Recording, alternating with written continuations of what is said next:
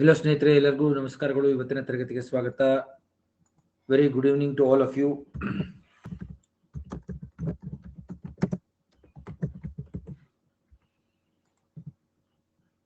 Audio video check ಮಾಡಿ ಬೇಗ.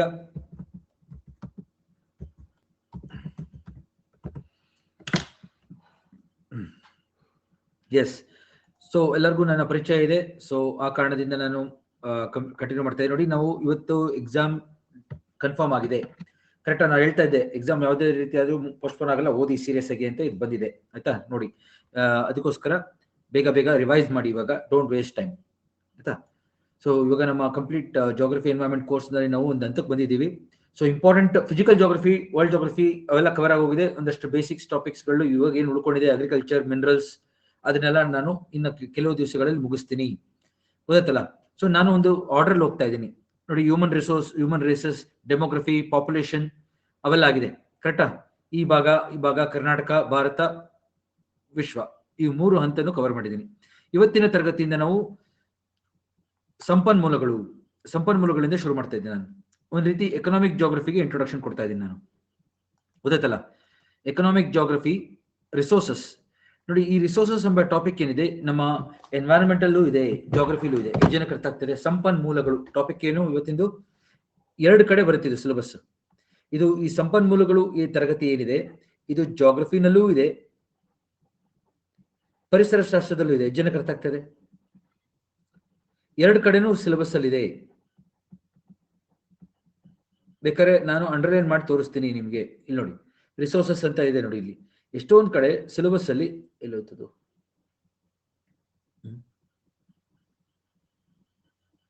ಇಲ್ಲಿ ರಿಸೋರ್ಸಸ್, ನ್ಯಾಚುರಲ್ ರಿಸೋರ್ಸಸ್ ಹೆಡಿಂಗ್ ನೋಡಿ, ರಿಸೋರ್ಸಸ್, ಆಯ್ತಾ. ಫಾರೆಸ್ಟ್ ಆಲ್ರೆಡಿ ಡಿಸ್ಕಸ್ ಮಾಡಿದ್ವಿ, ಟೈಪ್ಸ್ ಆಫ್ ಫಾರೆಸ್ಟ್ ಆಗಿದೆ.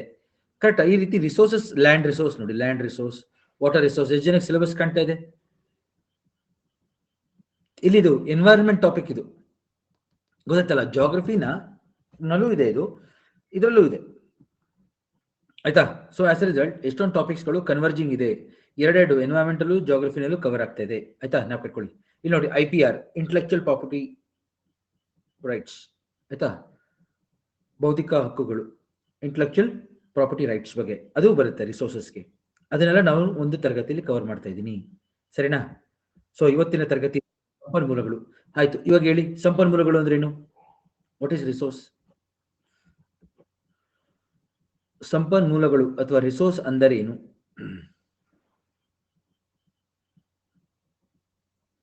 ಬೇಗ ಬೇಗ ಬೇಗ.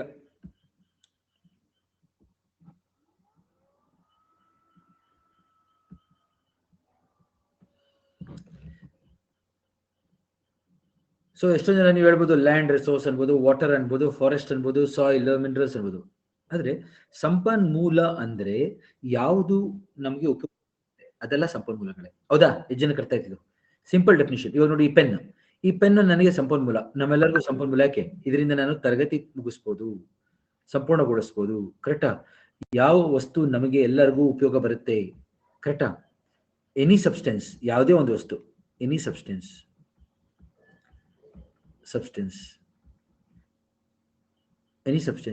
which benefits us. ಬೆನಿಫಿಟ್ಸ್ ಅಂದ್ರೆ ಏನು? ಉಪಯೋಗ.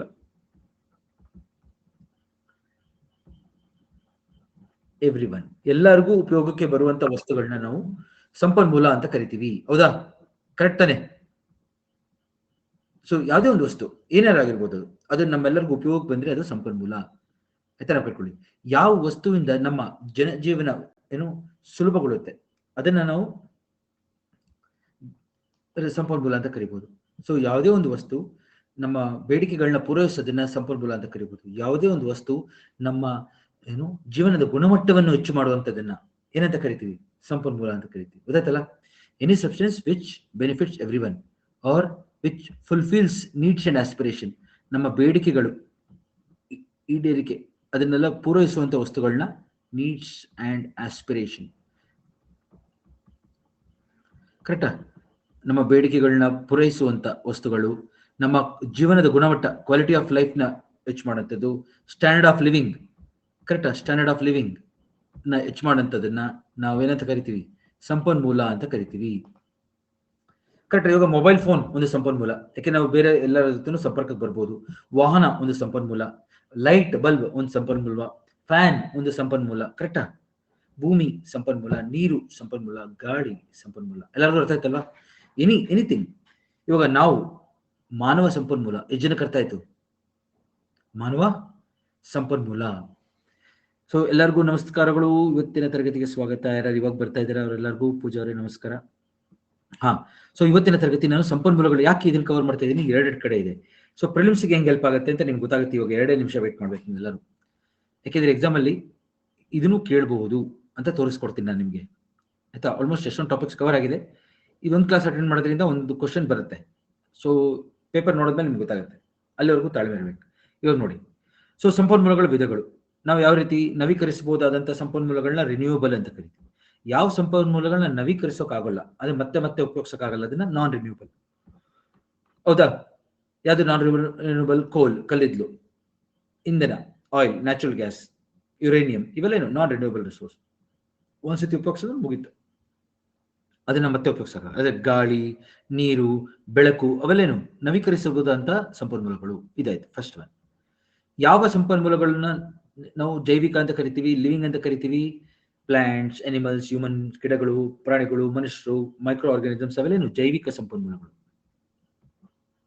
ಓಕೆ. ಸಾಯಿಲ್ ಫ್ರೆಂಡ್ಲಿ ಬ್ಯಾಕ್ಟೀರಿಯಾಸ್ ಆಗಿರ್ಬೋದು, ಅವೆಲ್ಲೇನು ಜೈವಿಕ ಸಂಪನ್ಮೂಲ. ನಾನ್ ಲಿವಿಂಗ್, ಭೂಮಿ, ಕಲ್ಲು, ಮಣ್ಣು, ಖನಿಜಗಳು, ಅವೆಲ್ಲೇನು ಏಬಿಯೋಟಿಕ್, ಅಜೈವಿಕ. ಗೊತ್ತಾಗ್ತಾ ಎಲ್ಲರಿಗೂ? Living, non living. ಎಕ್ಸಾಮ್ ಅಲ್ಲಿ ಇದನ್ನು ಕೇಳ್ತಾರೆ, ಅಂದ್ರೆ ಬರೀಬೇಕಾಗುತ್ತೆ ಮೇನ್ಸ್ ಅಲ್ಲಿ. ನೆಕ್ಸ್ಟ್, ಯಾವ ಖನಿಜಗಳು ಅಥವಾ ಯಾವ ಸಂಪನ್ಮೂಲ ಒಂದೇ ಒಂದು ಜಾಗದಲ್ಲಿ ಸಿಗುತ್ತಲ್ಲ ಅದನ್ನ ಲೋಕಲೈಸ್, ಸ್ಥಳೀಯ. ಯಾವುದು ಎಲ್ಲ ಕಡೆ ಸಿಗಲ್ಲ, ಆ ಜಾಗದಲ್ಲಿ ಮಾತ್ರ ಸಿಗುತ್ತೆ, ಅದು ಸ್ಥಳೀಯ.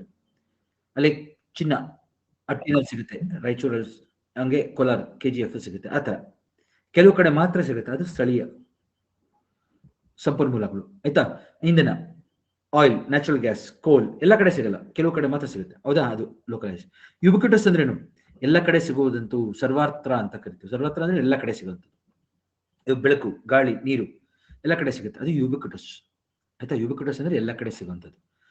Tangible, intangible. ಯಾವ ಸಂಪನ್ಮೂಲಗಳಿಗೆ ನಾವು ಬೆಲೆ ಕಟ್ಟಕ್ಕಾಗತ್ತೆ, ಅದನ್ನ ಅಳಿಯಕ್ಕಾಗತ್ತೆ, ತೂಕದಿಂದ ಅದರ ಬೆಲೆ ಕಟ್ಟಬಹುದು, ಇಲ್ಲಾಂದ್ರೆ ಅದರ ಬಣ್ಣದಿಂದ ಬೆಲೆ ಕಟ್ಟಬಹುದು, ಅಂತದನ್ನೆಲ್ಲ ಟ್ಯಾಂಜಿಬಲ್, ಬೆಲೆಯನ್ನು ನಿಗದಿಪಡಿಸಬಹುದಾದದ್ದು, ಅದು ಮೂರ್ತ ಅಂತ ಕರಿತೀವಿ. ಆಯ್ತಾ? ಮೂರ್ತ ಅಂತ ಸಂಪನ್ಮೂಲಗಳನ್ನ ಮೂರ್ತ ಸಂಪನ್ಮೂಲ ಅಂತ ಕರಿತೀವಿ, ಯಾಕಂದ್ರೆ ಬೆಲೆ ಕಟ್ಟಬಹುದು. ಯಾವುದಕ್ಕೆ ಬೆಲೆ ಕಟ್ಟಕ್ಕಾಗಲ್ಲ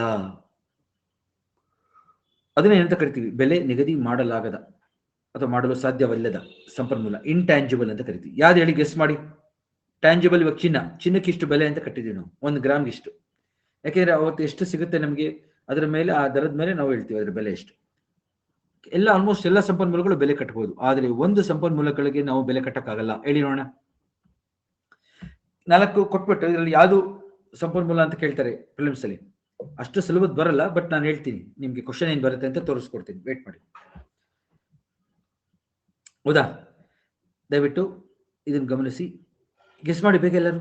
ಇಂಟ್ಯಾಂಜಿಬಲ್, ಯಾವುದಕ್ಕೆ ಬೆಲೆ ಕಟ್ಟಕ್ಕಾಗಲ್ಲ, ಹೇಳಿ ಬೇಗ ನೋಡೋಣ.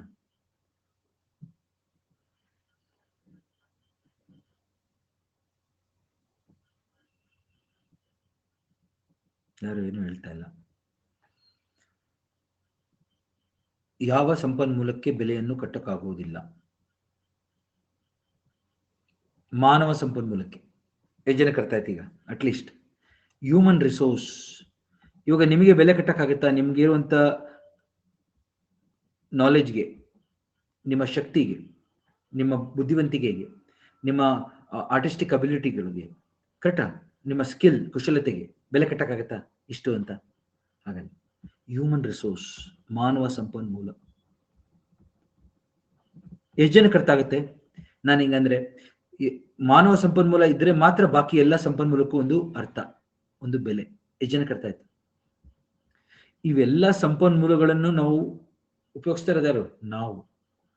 ಸೊ ಅದು ಎಲ್ಲದಕ್ಕೂ ಬೆಲೆ ಯಾವಾಗ? ನಮ್ಮಿಂದ. ಅರ್ಥ ಆಗ್ತದೆ ಎಲ್ಲರಿಗೂ?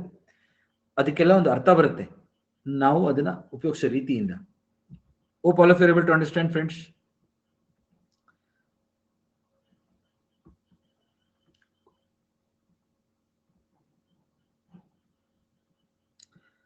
ದಯವಿಟ್ಟು ರಿಪ್ಲೈ ಮಾಡಿ, ಯಾಕೆಂದ್ರೆ ನನಗೆ ಗೊತ್ತಾಗ್ತಾ ಇಲ್ಲ ಯಾರು ಇದ್ರೆ ಯಾರು ಇಲ್ಲ ಅಂತ.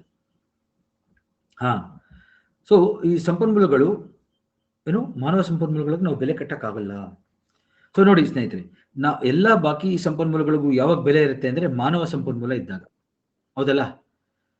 ಇವಾಗ ಭೂ ಸಂಪನ್ಮೂಲ ತಗೊಳ್ಳಿ. ಭೂ ಸಂಪನ್ಮೂಲ ಏನಕ್ಕೆ ಮುಖ್ಯ ಅಂದ್ರೆ ನಾವು ಅದ್ರ ಮೇಲೆ ಇದೀವಿ, ನಾವೆಲ್ಲರೂ ಇರೋದೇ ಭೂ ಸಂಪನ್ಮೂಲದ ಮೇಲೆ, ಸೊ ಲ್ಯಾಂಡ್ ರಿಸೋರ್ಸ್ ಮೇಲೆ. ಸೊ ನೋಡಿ, ಭೂ ಸಂಪನ್ಮೂಲ ಭಾರತದ ತಗೋತಾ ಇದ್ದೀನಿ ನಾನು, ಯಾಕೆಂದ್ರೆ ಸಿಲೆಬಸ್ ಅಲ್ಲಿ ಭಾರತ ಅಂತ ಕೊಟ್ಟಿದ್ದಾರೆ.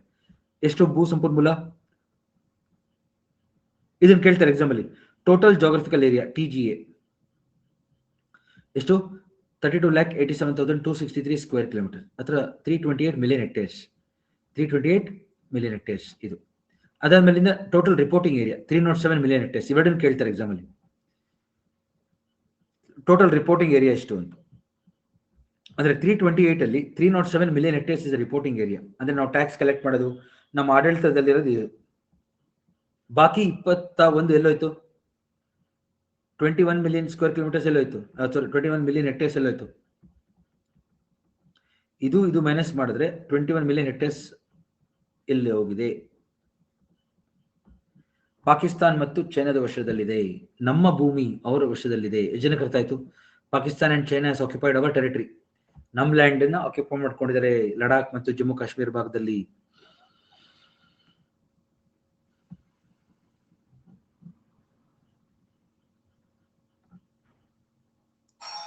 Is it clear friends?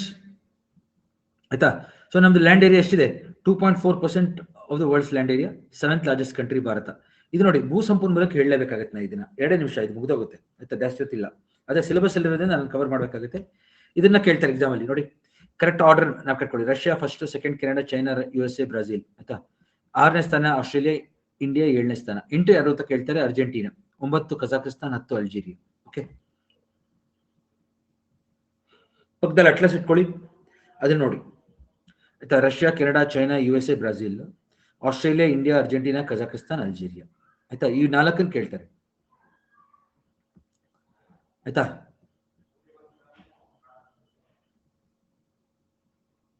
ಇದನ್ನ ಕೇಳ್ತಾರೆ, ನಾವು ಕಟ್ಕೊಳ್ಳಿ. ಹಾ, ನೆಕ್ಸ್ಟ್ ನೋಡಿ, ಭಾರತದ ಭೂ ಸಂಪನ್ಮೂಲದಲ್ಲಿ ಮುಖ್ಯವಾಗಿ ನಮಗೆ 3 ಭಾಗವಾಗಿ ನಾವು ವಿಂಗಡಣೆ ಮಾಡಿದೀವಿ. ಇಲ್ಲಿ ನೋಡಿ, ಮೈದಾನಗಳು, ಪರ್ವತಗಳು, ಪ್ರಾಸ್ಥಭೂಮಿಗಳು. ಆಯ್ತಾ? ಭಾರತದ ಭೂ ಸಂಪನ್ಮೂಲ ಎಲ್ಲ ನಾವು ತಗೊಂಡಾಗ ನಾವು 3 ಭಾಗವಾಗಿ ಅದನ್ನ ವಿಂಗಡಣೆ ಮಾಡಿದೀವಿ: ಮೈದಾನ, ಪರ್ವತ, ಪ್ರಾಸ್ಥಭೂಮಿಗಳು. ಅದರಲ್ಲಿ ನೋಡಿ, ಮೈದಾನಗಳು ಎಷ್ಟು ನೋಡಿ, 43% ಮೈದಾನ ಇದೆ, 43. ಪರ್ವತಗಳು ಎಷ್ಟು ನೋಡಿ, ಪರ್ವತಗಳು ಈ ಭಾಗ 30% ಪರ್ವತಗಳು. ಪರ್ವತ ಮತ್ತು ಬೆಟ್ಟಗಳು ಅಂತ ಕರಿತೀವಲ್ಲ, ಅದು ಹಿಲ್ಸ್ ಅಂಡ್ ಮೌಂಟೇನ್ಸ್. ಇನ್ನು 27% ಪ್ರಾಸ್ಥಭೂಮಿ. ಗೊತ್ತಾಗ್ತಾ ಎಲ್ಲರಿಗೂ? ಇದು ಸ್ವಲ್ಪ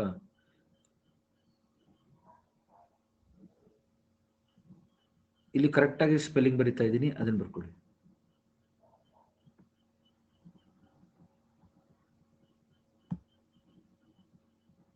ಆಯ್ತಾ. ಪ್ರಾಸ್ಥಭೂಮಿ ಅದು ಪ್ಲಾಟ್ಯೂ ಅಂದ್ರೆ. ಸ್ವಲ್ಪ ಉಚ್ಚಾರಣೆ ತಪ್ಪಾದ್ರೂ ಬೇರೆ ಅರ್ಥ ಬರುತ್ತೆ, ಯೋಚನೆ ಮಾಡಿ, ಸ್ವಲ್ಪ ಜೋಪಾನವಾಗಿರಿ ಆಯ್ತಾ. ಇದರಲ್ಲಿ ಪ್ರಾಸ್ಥಭೂಮಿ ಆಯ್ತಾ. ಇದು ಪರ್ವತಗಳು, ಇದು ಮೈದಾನ. ಸೊ ಭಾರತದಲ್ಲಿ ಎಷ್ಟು ಮೈದಾನ ಇದೆ? 43% ಮೈದಾನ ಇದೆ. ಎಷ್ಟು ಪರ್ವತಗಳಿದೆ? 30% ಇದೆ ಇದು. ಇನ್ನು 27% ಪ್ಲಾಟ್ಯೂ ಇದೆ ಆಯ್ತಾ. ಅದನ್ನ ಕಟ್ಕೊಳ್ಳಿ. ಇದನ್ನ ಎಕ್ಸಾಮ್ ಅಲ್ಲಿ ಬರೆಯೋದಕ್ಕೆ ಬೇಕಾಗುತ್ತೆ, ಪ್ರಿಲಿಮ್ಸ್ ಅಲ್ಲೂ ಕೇಳಬಹುದು ಇದನ್ನ, ಎಷ್ಟೆಷ್ಟಿದೆ ಅಂತ. Okay, plains 43%, hills and mountains and hills 30%, ಇದು 27. ಸೊ ಭೂ ಸಂಪನ್ಮೂಲ ಎಲ್ಲರಿಗೂ ಗೊತ್ತಾಗಿದೆ. ನಮ್ಮ ಹತ್ರ ಇರೋ ಭೂ ಸಂಪನ್ಮೂಲ ನೋಡಿ ಯಾವ ರೀತಿ ಬಳಸ್ತಾ ಇದೀವಿ ನೋಡಿ. ಇದು land use map of India, ನಿಮ್ಮ ಅಟ್ಲಸ್ ಅಲ್ಲಿ ಇರುತ್ತೆ, ಎಲ್ಲ ಒಂದ್ಸತಿ ನೋಡ್ಕೊಳ್ಳಿ. ಭೂ ಬಳಕೆ ಅಂತ ಕೇಳ್ತಾರೆ ಎಲ್ಲರೂ ಎಕ್ಸಾಮ್ ಅಲ್ಲಿ ಕೇಳ್ತಾರೆ. ಭೂ ಬಳಕೆ ಭಾರತದ್ದು ಫಸ್ಟ್ ಅತಿ ಹೆಚ್ಚು ನಾವು ಭೂಮಿನ ಬಳಸ್ತಾ ಇರೋದು ಕೃಷಿಗೆ. ಜನಕ್ಕೆ ಅರ್ಥ ಆಗುತ್ತೆ ಕೃಷಿಗೆ. ಆರಬಲ್ ಎಕ್ಸಾಮ್ ಅಲ್ಲಿ ಕೇಳದಿದ್ದೇನೆ, ಆರಬಲ್ ಅಂದ್ರೆ ಏನು ಅಂತ ಕೇಳ್ತಾರೆ. ಕೃಷಿ ಭೂಮಿ ಅಂತ ಕೊಡಲ್ಲ ಅವರು, ಆರಬಲ್ ಪದ ಮೀನಿಂಗ್ ಕೇಳ್ಬಿಡ್ತಾರೆ ಆಯ್ತಾ. ಅರ್ಥ ಆಯ್ತಾ ಎಲ್ಲರಿಗೂ?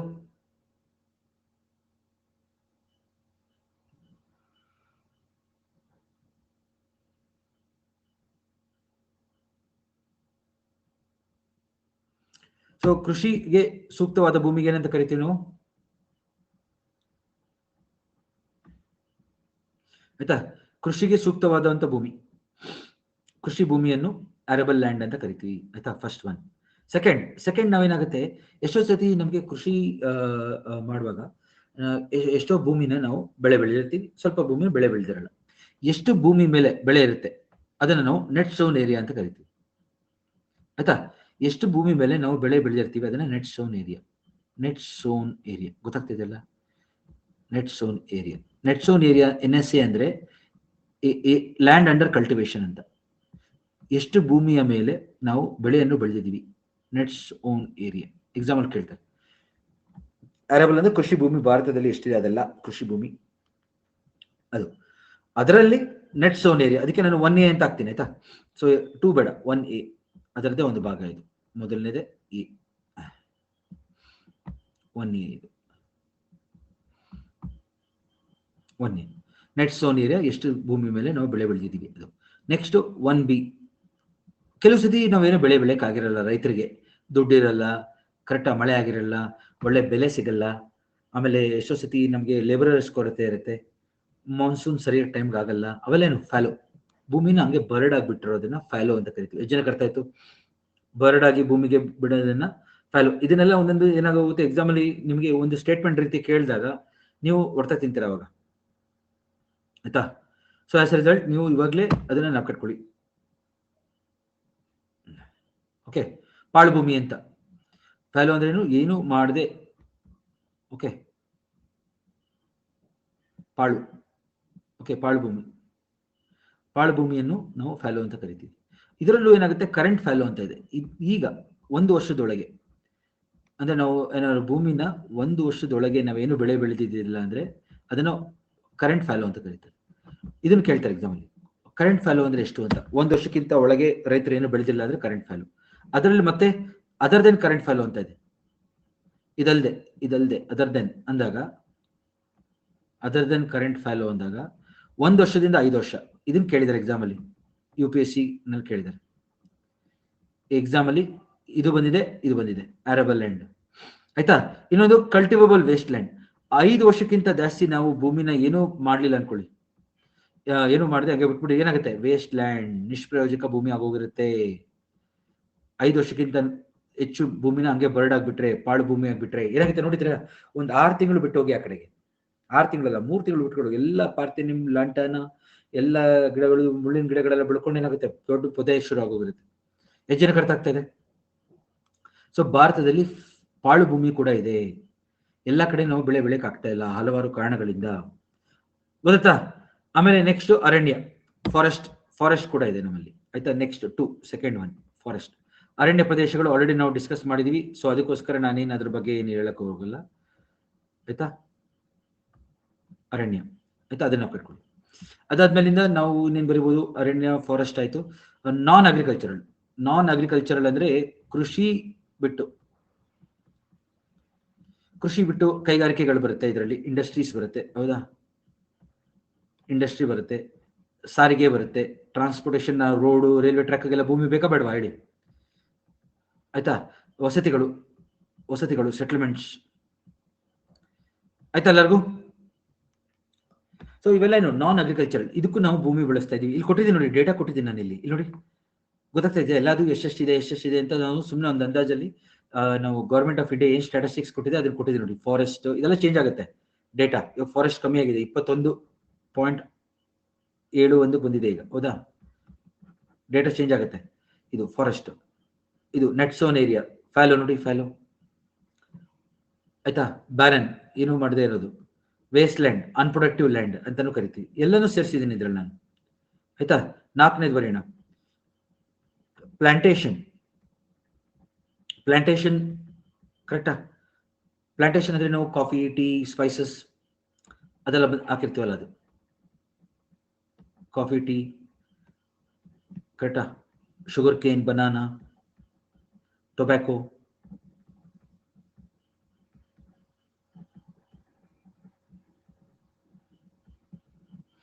ಆಯ್ತಾ. ಇವೆಲ್ಲ ಪ್ಲಾಂಟೇಶನ್ ಅಂದಾಗ ಅದಕ್ಕೂ ಭೂಮಿ ಬಳಸ್ತಿದೀವಿ. ಹಂಗೆ 5ನೇದು ಸ್ಕ್ರಬ್ ಅಂಡ್ ಗ್ರಾಸಸ್. ಸ್ಕ್ರಬ್ ಅಂದಾಗ ಮುಳ್ಳಿನ ಗಿಡಗಳು, ಪೊದೆಗಳೆಲ್ಲ ಇರುತ್ತಲ್ಲ, ಅದು ಹುಲ್ಲುಗಾವಲು, ಅದಕ್ಕೂ ಭೂಮಿ ಬಳಕೆ ಆಗಿದೆ. 6ನೇದು ಅನ್ಪ್ರೊಡಕ್ಟಿವ್ ಲ್ಯಾಂಡ್. ಅನ್ಪ್ರೊಡಕ್ಟಿವ್ ಅಂದ್ರೆ ನಿಷ್ಪ್ರಯೋಜಕ ಭೂಮಿ ಅಂದ್ರೆ ಡೆಸರ್ಟ್ಗಳು, ಮರುಭೂಮಿಗಳು, ಹಾಟ್ ಡೆಸರ್ಟ್, ಕೋಲ್ಡ್ ಡೆಸರ್ಟ್. ಯಾವುದು ರಾಜಸ್ಥಾನದ ಹಾಟ್ ಡೆಸರ್ಟ್, ಈ ಭಾಗ ಹಾಟ್ ಡೆಸರ್ಟ್, ಏನು ಬೆಳೆಯಕ್ಕಾಗಲ್ಲ ನಾವಿಲ್ಲಿ, ಏನಕ್ಕೂ ಪ್ರಯೋಜನ ಇಲ್ಲ. ಇದು ಕೋಲ್ಡ್ ಡೆಸರ್ಟ್, ಲಡಾಖ್ ಡೆಸರ್ಟ್ ಭಾಗ. ಕಲ್ಲು ಬಂಡೆಗಳಿರುತ್ತೆ ನೋಡಿದ್ರೆ, ನಾವು ಈ ಕಡೆ ಹೋಗಿಬೇಕಾ, ಚಿತ್ರದುರ್ಗದ ಕಡೆ ಹೋಗಿ, ಇಲ್ಲಾಂದ್ರೆ ಕೋಲಾರ ಮುಳುಬಾಗಿಲು ಕಡೆಗೆ ಹೋಗಿ ಬರೀ ಕಲ್ಬಂಡೆ, ಕರೆಕ್ಟಾ? ಬಳ್ಳಾರಿ ಕಡೆ ಹೋಗಿ ಎಲ್ಲ ಬರೀ ಕಲ್ಬಂಡೆ ಇರುತ್ತೆ. Rocky terrain, rocky hill. ಏನು ಮಾಡೋಕ್ಕಾಗುತ್ತೆ ಅದ್ರ ಮೇಲೆ? ಏನು ಮಾಡೋಕ್ಕಾಗಲ್ಲ. ಮನೆ ಕಟ್ಟಕ್ಕಾಗಲ್ಲ, ರೋಡ್ ಮಾಡೋಕ್ಕಾಗಲ್ಲ, ಕೃಷಿ ಬೆಳೆಸಕ್ಕಾಗಲ್ಲ. ರಾಕಿ ಹಿಲ್ಲಿ ಟೆರೈನ್ ಇವೆಲ್ಲ ನಿಷ್ಪ್ರಯೋಜಕ ಭೂಮಿ, ಬ್ಯಾರನ್ ಲ್ಯಾಂಡ್. ಈ ತರ ನಾವು ಭಾರತದಲ್ಲಿರುವಂತಹ ಭೂ ಬಳಕೆ ಯಾವ್ಯಾವುದು ಅಂತ ಕೇಳ್ತಾರೆ ಮೇನ್ಸ್ ಅಲ್ಲಿ. ಇದು ಮೇನ್ಸ್ ಟಾಪಿಕ್ ಆಯ್ತಾ. ಭಾರತದ ಭೂ ಬಳಕೆ, ಇದನ್ನ ಈ ಪದಗಳನ್ನ ನಾವು ಪ್ರಿಲಿಮ್ಸ್ ಅಲ್ಲಿ ಕೇಳ್ಬೋದು. ಈ ಪದಗಳನ್ನ ಪ್ರಿಲಿಮ್ಸ್ ಅಲ್ಲಿ ಕೇಳ್ತಾರೆ ಆಯ್ತಾ. ಸೊ ಪ್ಲೀಸ್ ನಾಪ್ಕಟ್ಕೊಳ್ಳಿ, ಇದನ್ನ ನಾಪ್ಕಟ್ಕೊಳ್ಳಿ. ನೆಟ್ ಸೋನ್ ಏರಿಯಾ ಅಂದ್ರೆ ಎಷ್ಟು ಭೂಮಿ ಮೇಲೆ ನಾವು ಬೆಳೆ ಬೆಳೆದಿದ್ದೀವಿ ಅದು. ಈ ಪೈ ಚಾರ್ಟ್ಗೆ ನಿಮ್ಮ ಅಟ್ಲಸ್ ಅಲ್ಲಿ ಇನ್ನೂ ಚೆನ್ನಾಗಿ ಸಿಗುತ್ತೆ. ನಾ ಆ ಡೇಟಾನು ಕೊಡ್ತೀನಿ ಆಯ್ತಾ. I give the current data also ಆಯ್ತಾ. ನಾವು ಕಟ್ಕೊಳ್ಳಿ ಇದನ್ನ. ಭೂ ಬಳಕೆ ನಾವು ಕಟ್ಕೊಂಡ್ರೆ ನಾನು ನೆಕ್ಸ್ಟ್ ಕ್ಲಾಸ್ ಅಗ್ರಿಕಲ್ಚರ್ ಶುರು ಮಾಡ್ತೀನಿ, ಗೊತ್ತಾಯ್ತಾ? ಅದಕ್ಕೆ ಬೇಕಿದು ಈ ಟಾಪಿಕ್. ಎಲ್ಲಿ ಬೇಕು ಅಂದ್ರೆ ನೆಕ್ಸ್ಟ್ ಟಾಪಿಕ್ ಅಗ್ರಿಕಲ್ಚರ್. ಗೊತ್ತಾಗ್ತಿದೆ ಎಲ್ಲರಿಗೂ? ನೆಕ್ಸ್ಟ್ ಕ್ಲಾಸ್ ಅಲ್ಲಿ, ನಾಳೆ ಕ್ಲಾಸ್ ಅಲ್ಲಿ ನಾವು ಅಗ್ರಿಕಲ್ಚರ್ ಮಾಡಲಿದ್ದೇವೆ. Agriculture related prelims and mains both types of agriculture. Shifting cultivation ನಾಳೆ ಹೇಳ್ಕೊಡ್ತೇನೆ. ಸೊ ಆ ಕ್ಲಾಸ್ ಮಿಸ್ ಮಾಡಬೇಡಿ, ಯಾಕೆಂದ್ರೆ ಅದರಲ್ಲಿ ಶಿಫ್ಟಿಂಗ್ ಕಲ್ಟಿವೇಶನ್ ನೇಮ್ಸ್ ಎಲ್ಲ ಹೇಳ್ತೀನಿ ನಾನು. ಅದನ್ನು ಎಕ್ಸಾಮ್ ಅಲ್ಲಿ ಬರುತ್ತೆ ಒಂದು ಕ್ವಶನ್. ನಾನು ಅದಾದ್ಮೇಲೆ ಮಿನರಲ್ಸ್ ಮಾಡ್ತೀನಿ. ಮಿನರಲ್ಸ್ ಅಲ್ಲಿ ಇಂಡಿಯಾ ವರ್ಲ್ಡ್ ಎರಡು ಕವರ್ ಮಾಡ್ತೀನಿ. ಜಗತ್ತಿನಾದ್ಯಂತ ಎಲ್ಲೆಲ್ಲಿ ಮಿನರಲ್ಸ್ ಸಿಗುತ್ತೆ, ಭಾರತದಲ್ಲಿ ಎಲ್ಲ ಸಿಗುತ್ತೆ. ಗೊತ್ತಾಗ್ತಿದೆ ಎಲ್ಲರಿಗೂ? ಹಾಗೆ ಕರ್ನಾಟಕದಲ್ಲಿ ಎಲ್ಲ ಸಿಗುತ್ತೆ. ಸೊ ನಾನು ಒಂದು ಸಿಸ್ಟಮ್ಯಾಟಿಕ್ ಆಗಿ ಹೋಗ್ತಾ ಇದ್ದೀನಿ. ಜನಕ್ಕೆ ಅರ್ಥ ಆಗ್ತಾ ಇದೆ, ಒಂದು ಆರ್ಡರ್. ನಾನು ಪ್ರಿಲಿಮ್ಸ್ ಬರ್ತಾ ಇದೆ ಅಂತೇಳಿ ನಾನು ಏನು ಚೇಂಜ್ ಮಾಡ್ತಾ ಇಲ್ಲ. ನಮ್ದು ಏನು ತರಗತಿ ಇದೆ ಅದು ಹಂಗೆ ಕಂಟಿನ್ಯೂ ಆಗುತ್ತೆ ಫ್ಲೋ. ಯಾಕೆಂದ್ರೆ ಪ್ರತಿಯೊಂದು ಟಾಪಿಕ್ ನನ್ನ ಕ್ಲಾಸಲ್ಲಿ ಇಂಪಾರ್ಟೆಂಟ್ ಇದೆ. ನಾವು ಕಟ್ಕೊಳ್ಳಿ ಸ್ನೇಹಿತರೆ, ಫಸ್ಟ್ ಕ್ಲಾಸಿಂದ ಹಿಡಿದು ಇದುವರೆಗೂ ಪ್ರತಿಯೊಂದು ತರಗತಿನೂ ಪ್ರಿಲಿಮ್ಸ್ ಬರುತ್ತೆ, ಮೇನ್ಸ್ ಬರುತ್ತೆ ಆಯ್ತಾ. ಸೊ ನೆಕ್ಸ್ಟ್ 3 ತರಗತಿಗಳೇನಿದೆ ಅದು ತುಂಬಾ ಮುಖ್ಯ. ಈಗ ಹೇಳಿದ್ದೀನಿ ನಾನು. Next 3 classes agriculture, minerals and transportation ಆಯ್ತಾ. ಇವಾಗ ನೋಡಿ, ಇದು ಮುಗಿಸೋಣ ಈ ಟಾಪಿಕ್ನ. ಜಲಸಂಪನ್ಮೂಲಕ್ಕೆ ಬರೋಣ. ನೆಕ್ಸ್ಟ್ ಜಲಸಂಪನ್ಮೂಲ, water resource. Water resource. So ಈ ಟಾಪಿಕ್ ಏನಿದೆ ಇದರಲ್ಲಿ ಭಾರತದ ಕೇಳ್ತಾರೆ. ಭಾರತದಲ್ಲಿ ಎಷ್ಟು ನಾವು ನೀರು ಉಪಯೋಗಿಸ್ತಾ ಇದೀವಿ ಅದೆಲ್ಲ ಕೇಳ್ತಾರೆ. ಎಷ್ಟು ಮಳೆ ಆಗುತ್ತೆ ಇದೆಲ್ಲ ಸ್ಟಾಟಿಸ್ಟಿಕ್ಸ್ ಆದ್ರೂ ಸ್ಟೇಟ್ಮೆಂಟ್ ಗಳು ಕೇಳ್ತಾರೆ. ಗೊತ್ತಾಗ್ತಿದೆಯಾ? ಭಾರತದಲ್ಲಿ ಇಷ್ಟು ಮಳೆ ಆಗ್ತಾ ಇದೆ, ಅದರಲ್ಲಿ ನಮಗೆ ದಿನ ಪ್ರತಿ ವರ್ಷ ಸಿಗೋದಿಷ್ಟು ಅಂತ ಒಂದು ಸ್ಟೇಟ್ಮೆಂಟ್ ಕೊಡ್ತಾರೆ. First statement, second statement, third statement. ಯಾವ್ದು ಸರಿ? ಆಸ್ ರಿಸಲ್ಟ್ ನಾನು ಇದನ್ನ ಹೇಳಲೇಬೇಕು. ಸ್ವಲ್ಪ ಸ್ಟಾಟಿಸ್ಟಿಕ್ಸ್ ಆಗಿದೆ ಇದು ಟಾಪಿಕ್, ಸ್ವಲ್ಪ ಕಷ್ಟ ಇದೆ ನೋಡೋದಕ್ಕೆ, ಹೌದಾ? ಸೊ ಆಸ್ ರಿಸಲ್ಟ್ ಜಲಸಂಪನ್ಮೂಲದಲ್ಲಿ ನೀವು ಫಸ್ಟ್ ಎಲ್ಲರೂ ಗಮನಿಸಲೇಬೇಕು ಏನು ಆಯ್ತಾ. ನೋಡಿ, ಎಲ್ಲ ಒಟ್ಟು ನೀರು ಭೂಮಿ ಮೇಲೆ. ವಾಟರ್ ಅಂದ್ರೇನು? ಡೈಹೈಡ್ರೋಜನ್ ಆಕ್ಸೈಡ್, ಅತಿ ಮುಖ್ಯವಾದಂತಹ ಸಂಪನ್ಮೂಲ. ಪ್ರತಿಯೊಂದು ಜೀವಿಗಳಿಗೂ ಬೇಕಾದಂತಹ ಸಂಪನ್ಮೂಲ ಇದು. ನೀರಿಲ್ಲ ಅಂದ್ರೆ ಯಾವುದೇ ರೀತಿಯಾದ ಜೀವಿಗಳಿಲ್ಲ. ಲೈಫ್ ಲೈನ್ ಅಂತಾನೆ ಕರೀತಾರೆ ಇದನ್ನ. ಭೂಮಿಯ ಮೇಲಿನ ಜೀವರೇಖೆ, ಲೈಫ್ ಲೈನ್. ನಮಗೆ ಮುಕ್ಕಾಲು ಭಾಗ ನೀರೇನಾಗುತ್ತೆ? ಸಲೈನ್ ನೀರಿದೆ. 97% ಸಲೈನ್ ಆಯ್ತಾ. ಅದು ಗೊತ್ತಿದೆ ಎಲ್ಲರಿಗೂ. ಬರೀ 3% ಅಷ್ಟೇ ಫ್ರೆಶ್ ನಮಗೆ ಸಿಗೋದು. ಇವಾಗ 100% ನೀರು ಅಂತ ತಗೊಂಡ್ರೆ ಭೂಮಿ ಮೇಲೆ ಅದ್ರಲ್ಲಿ ಬರೀ 3% ಅಷ್ಟೇ ಫ್ರೆಶ್. ನಕ್ಕದಲ್ಲ ಎಲ್ಲರಿಗೂ? ಆ 3% ಅಲ್ಲಿ, ಆ 3% ನೀರಲ್ಲಿ 69% ಅಷ್ಟು ನೀರು ಐಸ್ ಆಗಿದೆ. ಕರೆಕ್ಟಾ? 69% ಅಷ್ಟು ನೀರು ಐಸ್ ಆಗಿದೆ. ಇನ್ನು 30% ಅಷ್ಟು ನೀರು ಅಂತರ್ಜಲ, ಆಕ್ವಾಫರ್. ಕರೆಕ್ಟಾ? ಮತ್ತೆ ನಮ್ಗೆ ಉಳ್ಕೊಳ್ಳೋದು 1%. ನಮ್ಮ ದಿನನಿತ್ಯ ಬಳಕೆಗೆ ಸಿಗದೆ ಆಕ್ಸೆಸಬಲ್ ವಾಟರ್ ಎಷ್ಟು? ಬರೀ 1%. ಇದು ಗೊತ್ತಿದೆ ಎಲ್ಲರಿಗೂ. Easily accessible. ಯಾಕೆಂದ್ರೆ 69% ಘನ ರೂಪದಲ್ಲಿದೆ ಐಸ್. ಇನ್ನು ಬಾಕಿ 30% ಭೂಮಿ ಒಳಗಿದೆ. ನಮಗೆ ದಿನನಿತ್ಯ ಬಳಕೆಗೆ ಸಿಗೋದು ನೀರು ಬರೀ 1%. ಯಾವ್ದ್ರದ್ದು? 3%.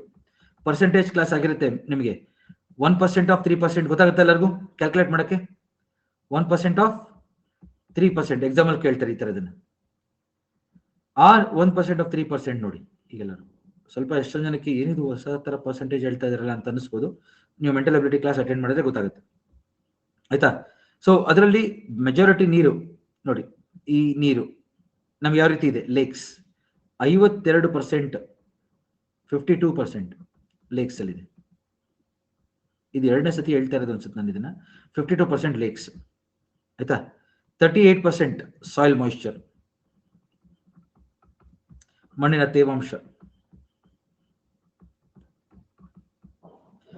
ತೇವಾಂಶ, ಕರೆಕ್ಟಾ, ಅಲ್ಲೇ ಆಯ್ತಲ್ಲ. ನೆಕ್ಸ್ಟ್ 8% ಮೋಡಗಳು, ಕ್ಲೌಡ್ಸ್, ಮತ್ತು ಆಕಾಶದಲ್ಲಿ ತೇವಾಂಶ, ವಾಟರ್ ವೇಪರ್, ಇದೆಲ್ಲ ನಮಗೆ ನೆಕ್ಸ್ಟ್ ಬರುತ್ತೆ 8%. ಇನ್ನು 1% ನದಿಗಳಲ್ಲಿದೆ. ಇದನ್ನು ಕೇಳ್ಬೋದು, 1% ನದಿಗಳಲ್ಲಿ, ಇನ್ನು 1% ನಮ್ಮ ಜೀವಕೋಶಗಳಲ್ಲಿ. ಆಯ್ತಾ, ವಿತ್ ಇನ್ ಲೈಫ್. ಇದೆಲ್ಲರಿಗೂ ಜ್ಞಾಪಕ ಅನ್ಕೊಂಡಿದ್ದೀನಿ, ನಾನು ತುಂಬಾ ಸತಿ ಹೇಳಿದ್ದೀನಿ, ಹೌದಾ. ಇದ್ರ ಮೇಲೆ ಒಂದು ಕ್ವಶನ್ ಗ್ಯಾರಂಟಿ ಈ ಪೇಜ್ ಮೇಲೆ, ಅದಕ್ಕೆ ನಾನು ರಿಪೀಟ್ ಮಾಡ್ತಾ ಇರೋದು. ಈ ವರ್ಷದ ಎಕ್ಸಾಮ್ ಅಲ್ಲಿ ಬಂದೇ ಬರುತ್ತೆ, ವೆರಿ ಇಂಪಾರ್ಟೆಂಟ್. ಈಗಲೇ ಹೇಳಿದ್ದೀನಿ ನಾನು. ನಿಮಗೆ ಹೆಂಗ್ ಗೊತ್ತು ಸರ್, ಅವೆಲ್ಲ ಬೇಡ, ಇದನ್ನ ಕಟ್ಕೊಳ್ಳಿ. ಪ್ರಿಲಿಮ್ಸ್ ಮತ್ತು ಎಲ್ಲ KS ಎಕ್ಸಾಮ್ಸ್ ಎಲ್ಲಾದ್ರೂ ಕೇಳಲೇಬೇಕಾದ್ರು, ಬಟ್ ಈ ವರ್ಷದ ಎಕ್ಸಾಮ್ ಅಲ್ಲಿ ಅಂತೂ ಗ್ಯಾರಂಟಿ ಕ್ವಶನ್ ಇದು, ವೆರಿ ಇಂಪಾರ್ಟೆಂಟ್. ಇದನ್ನ ನೋಡ್ಕೊಳ್ಳಿ. ಭೂಮಿ ಮೇಲಿರೋ ನೀರೆಲ್ಲ 100% ಆದ್ರೆ ಅದರಲ್ಲಿ ಯಾವ ರೀತಿ ಡಿಸ್ಟ್ರಿಬ್ಯೂಟ್ ಆಗಿದೆ? ಈ ಸಲೈನ್ ವಾಟರ್ ಅಲ್ಲಿ ಸಿಗುತ್ತೆ, ಸಾಗರಗಳು, ಓಷನ್ಸ್ ಮತ್ತು ಸೀಸ್. ಆಯ್ತು.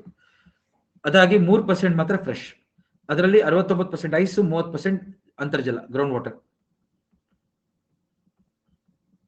ಇನ್ ಬಾಕಿ 1% ಏನಿದೆ ಅದರಲ್ಲಿ ಈ ತರ ಡಿಸ್ಟ್ರಿಬ್ಯೂಟ್ ಆಗುತ್ತೆ. ಕೇಳ್ತಾರೆ ಇದನ್ನ ನೋಡಿ, ಈಗ ಬರ್ದಿದ್ದೀನಿ, very important for prelims exam ಅಂತ. ಎಕ್ಸಾಮ್ ಆದ್ಮೇಲೆ ಇದನ್ನೇ ನಾನು ಸ್ಕ್ರೀನ್ ಶಾಟ್ ತೆಗೆದು ಹಾಕ್ತೀನಿ ಅಲ್ಲಿ ನಿಮಗೆ. So I am telling you, chances ತುಂಬಾ ಇದೆ ಈ ಕ್ವಶನ್ ಬರೋದಕ್ಕೆ. ಇದನ್ನು ಬರ್ದಿದ್ರೆ ಅಂತ ಅನ್ಕೊಂಡಿದ್ದೀನಿ, ನಾನು ಕಂಟಿನ್ಯೂ ಮಾಡ್ತಾ ಇದ್ದೀನಿ ಈಗ.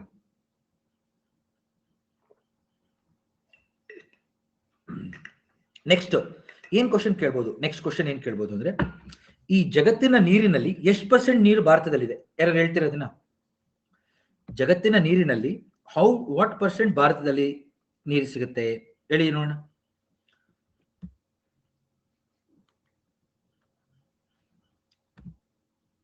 ಜಗತ್ತಿನ ನೀರಲ್ಲಿ ಎಲ್ಲ ನೀರಲ್ಲಿ ನಮ್ಮಲ್ಲಿ ಎಷ್ಟು ಸಿಗುತ್ತೆ?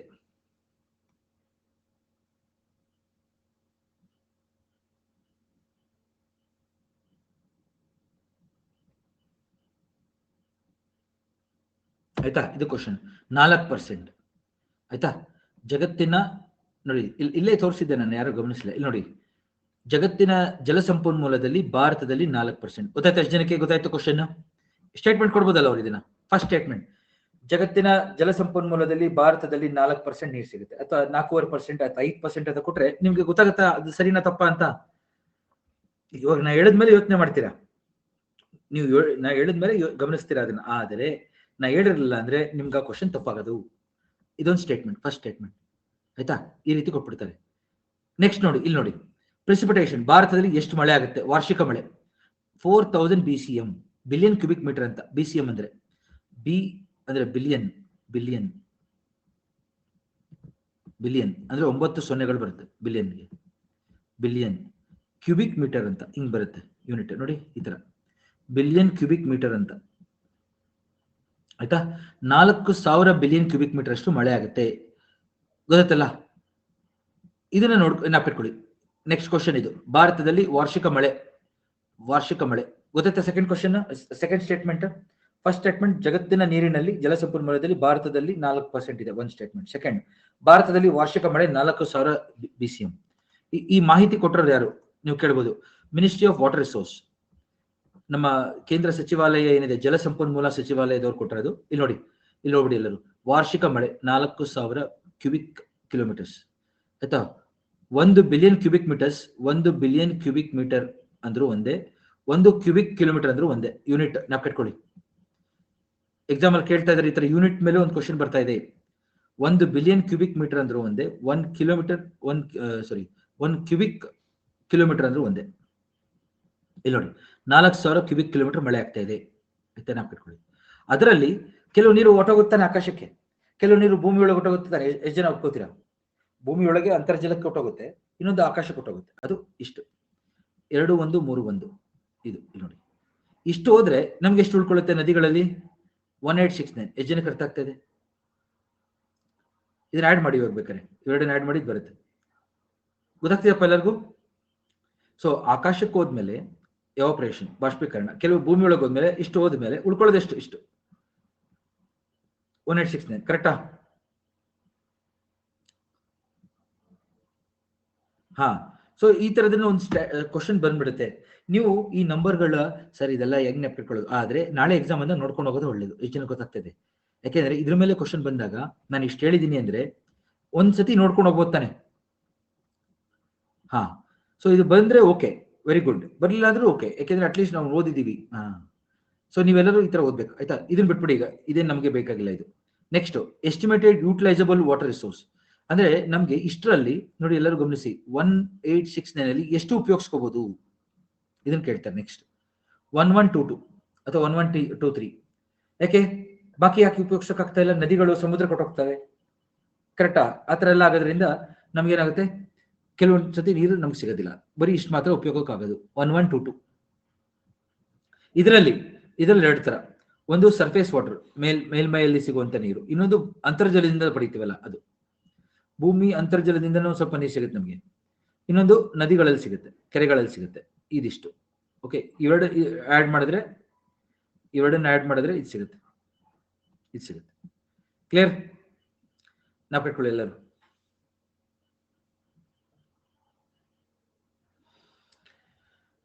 ಅಂದ್ರೆ ರಿಪ್ಲಿನಿಷಬಲ್ ಗ್ರೌಂಡ್ ವಾಟರ್ ಅಂದ್ರೆ ಮತ್ತೆ ನಾವು ಭೂಮಿಗೆ ಇಂದ ತೆಗಿತೀವಿ, ಅದು ಮತ್ತೆ ವಾಪಸ್ ಹೋಗುತ್ತಲ್ಲ, ಅದಕ್ಕೆ ರಿಪ್ಲಿನಿಷಬಲ್ ಅಂತ ಹಾಕಿದ್ದಾರೆ. ಅಂತರ್ಜಲ, ಇದು ಸರ್ಫೇಸ್ ವಾಟರ್, ಮೇಲ್ಮೈಯಲ್ಲಿ ಸಿಗುವಂತ ನೀರು. ಆಯ್ತಾ? ಪ್ಲೀಸ್ ನೆನಪಿಟ್ಕೊಳ್ರಪ್ಪ ಈ ಟಾಪಿಕ್ ನ. ಭಾರತದಲ್ಲಿ ಎಷ್ಟಿದೆ, ಎಷ್ಟು ಮಳೆ ಆಗತ್ತೆ, ಆಮೇಲೆ ಎಷ್ಟು ನೀರು ಆಕಾಶ ಕೊಟ್ಟೋಗುತ್ತೆ, ಆಮೇಲೆ ಎಷ್ಟು ನಮಗ್ ಸಿಗುತ್ತೆ ನದಿಗಳಲ್ಲಿ, ಅದರಲ್ಲಿ ನಾವು ಎಷ್ಟು ಬಳಸ್ಬೋದು. ಇದು ಪ್ರತಿ ವರ್ಷ ಇಷ್ಟೇ ಇರುತ್ತೆ. ಎಷ್ಟು ಜನಕ್ಕೆ ಅರ್ಥ ಆಯ್ತು? ಪ್ರತಿ ವರ್ಷ ಭಾರತದಲ್ಲಿ ಆಗೋ ಮಳೆ ಇಷ್ಟೇ, ಹತ್ತತ್ರ. ಒಂದೊಂದ್ ಸ್ವಲ್ಪ ಜಾಸ್ತಿ ಆಗ್ಬೋದು ಅಷ್ಟೇ, 4010, 4020 ಹಂಗೆ. ಆದ್ರೆ ಇಷ್ಟೇ ಮಳೆ ಆಗುತ್ತೆ ನಮ್ಗೆ, ಗೊತ್ತಲ್ಲ? ಸೊ ಮಾನ್ಸೂನ್ ಟೈಮಲ್ಲೇ ಇದು ಜಾಸ್ತಿ ಬಿದ್ಬಿಡುತ್ತೆ, 4 ತಿಂಗಳು. ಬಾಕಿ ಟೈಮಲ್ಲಿ ಕಡಿಮೆ. ಸೊ ಅದಕ್ಕೋಸ್ಕರ ಏನಾಗುತ್ತೆ, ನಮಗೆ ಮಾನ್ಸೂನ್ ಟೈಮಲ್ಲಿ ಚೆನ್ನಾಗಿ ಮಳೆ ಆಗುತ್ತೆ, ಈ ಬಾಕಿ ಟೈಮಲ್ಲಿ ಮಳೆ ಆಗಲ್ಲ. ಅದನ್ನ ಗಮನಿಸ್ಬೇಕು. ಓಕೆ, ಇದನ್ನ ನಾವು ಕಟ್ಕೊಳ್ಳಿ. ಆದ್ರೆ ನಮ್ಮ ಜನಸಂಖ್ಯೆ ಹೆಚ್ಚಾಗ್ತಾ ಇದೆ. ಯಾವಾಗ ನಮ್ಮ ಜನಸಂಖ್ಯೆ ಹೆಚ್ಚಾಗ್ತಾ ಹೋಗುತ್ತೆ, ಅದ್ರ ಜಲಸಂಪನ್ಮೂಲ ಅಷ್ಟೇ ಇದೆ, ಏನಾಗುತ್ತೆ ಅವಾಗ? ಎಷ್ಟು ಜನಕ್ಕೆ ಅರ್ಥ ಆಗ್ತಾ ಇದೆ? ನಮ್ಮ ಭಾರತದಲ್ಲಿ, ಇಂಡಿಯಾದಲ್ಲಿ ನೀರೇನಿದೆ ಅದು ಅಷ್ಟೇ ಇದೆ, ಸಪ್ಲೈ ಅಷ್ಟೇ. ಭಾರತದಲ್ಲಿ ನೀರಿರೋ ಸಂಖ್ಯೆ ಇಷ್ಟೇ ಸಪ್ಲೈ. ಆದ್ರೆ ಡಿಮ್ಯಾಂಡ್ ಎಲ್ಲಿದೆ? ಇಲ್ಲಿದೆ. ಡಿಮ್ಯಾಂಡ್ ಹೆಚ್ಚಾಗ್ತದೆ, ಏನಾಗುತ್ತೆ ಅವಾಗ? ಈ ಸಪ್ಲೈ ಮತ್ತೆ ಡಿಮ್ಯಾಂಡ್ ಮಧ್ಯೆ ಗ್ಯಾಪ್, ಇದನ್ನೇ ನಾವು ವಾಟರ್ ಕ್ರೈಸಿಸ್ ಅಂತ ಕರೆಯೋದು. ಎಷ್ಟು ಜನಕ್ಕೆ ಅರ್ಥ ಆಯ್ತು? ಕರೆಕ್ಟಾ? ನೀರಿನ ಬಗ್ಗೆ ಮಾತಾಡ್ತಾ ಇದೀವಿ ನಾವು. So demand is very high because of increasing population. ಜನಸಂಖ್ಯೆ ಹೆಚ್ಚಾಗ್ತಾ ಇದೆ ಭಾರತದ್ದು. ನಾವು ಇದನ್ನ ಆಲ್ರೆಡಿ ನಾವು ಓದ್ತಾ ಇದೀವಿ, ಕಳೆದ ತರಗತಿಯಲ್ಲಿ ಓದಿದೀವಿ. ಭಾರತ ಜನಸಾಂದ್ರತೆ ಹೆಚ್ಚಾಗ್ತಾ ಇದೆ, ಜನಸಂಖ್ಯೆ ಹೆಚ್ಚಾಗ್ತಾ ಇದೆ, ಕೈಗಾರಿಕೆಗಳು ಹೆಚ್ಚಾಗ್ತಾ ಇದೆ, ಎಲ್ಲದಕ್ಕೂ ನೀರು ಹೆಚ್ಚಾಗ್ತಾ ಇದೆ, ಬೇಕು. ಆದ್ರೆ ನಮಗ್ ಸಿಗ್ತಾ ಇರೋಂಥ ನೀರು ಅಷ್ಟೇ ಇದೆ, ಹೌದಲ್ವಾ?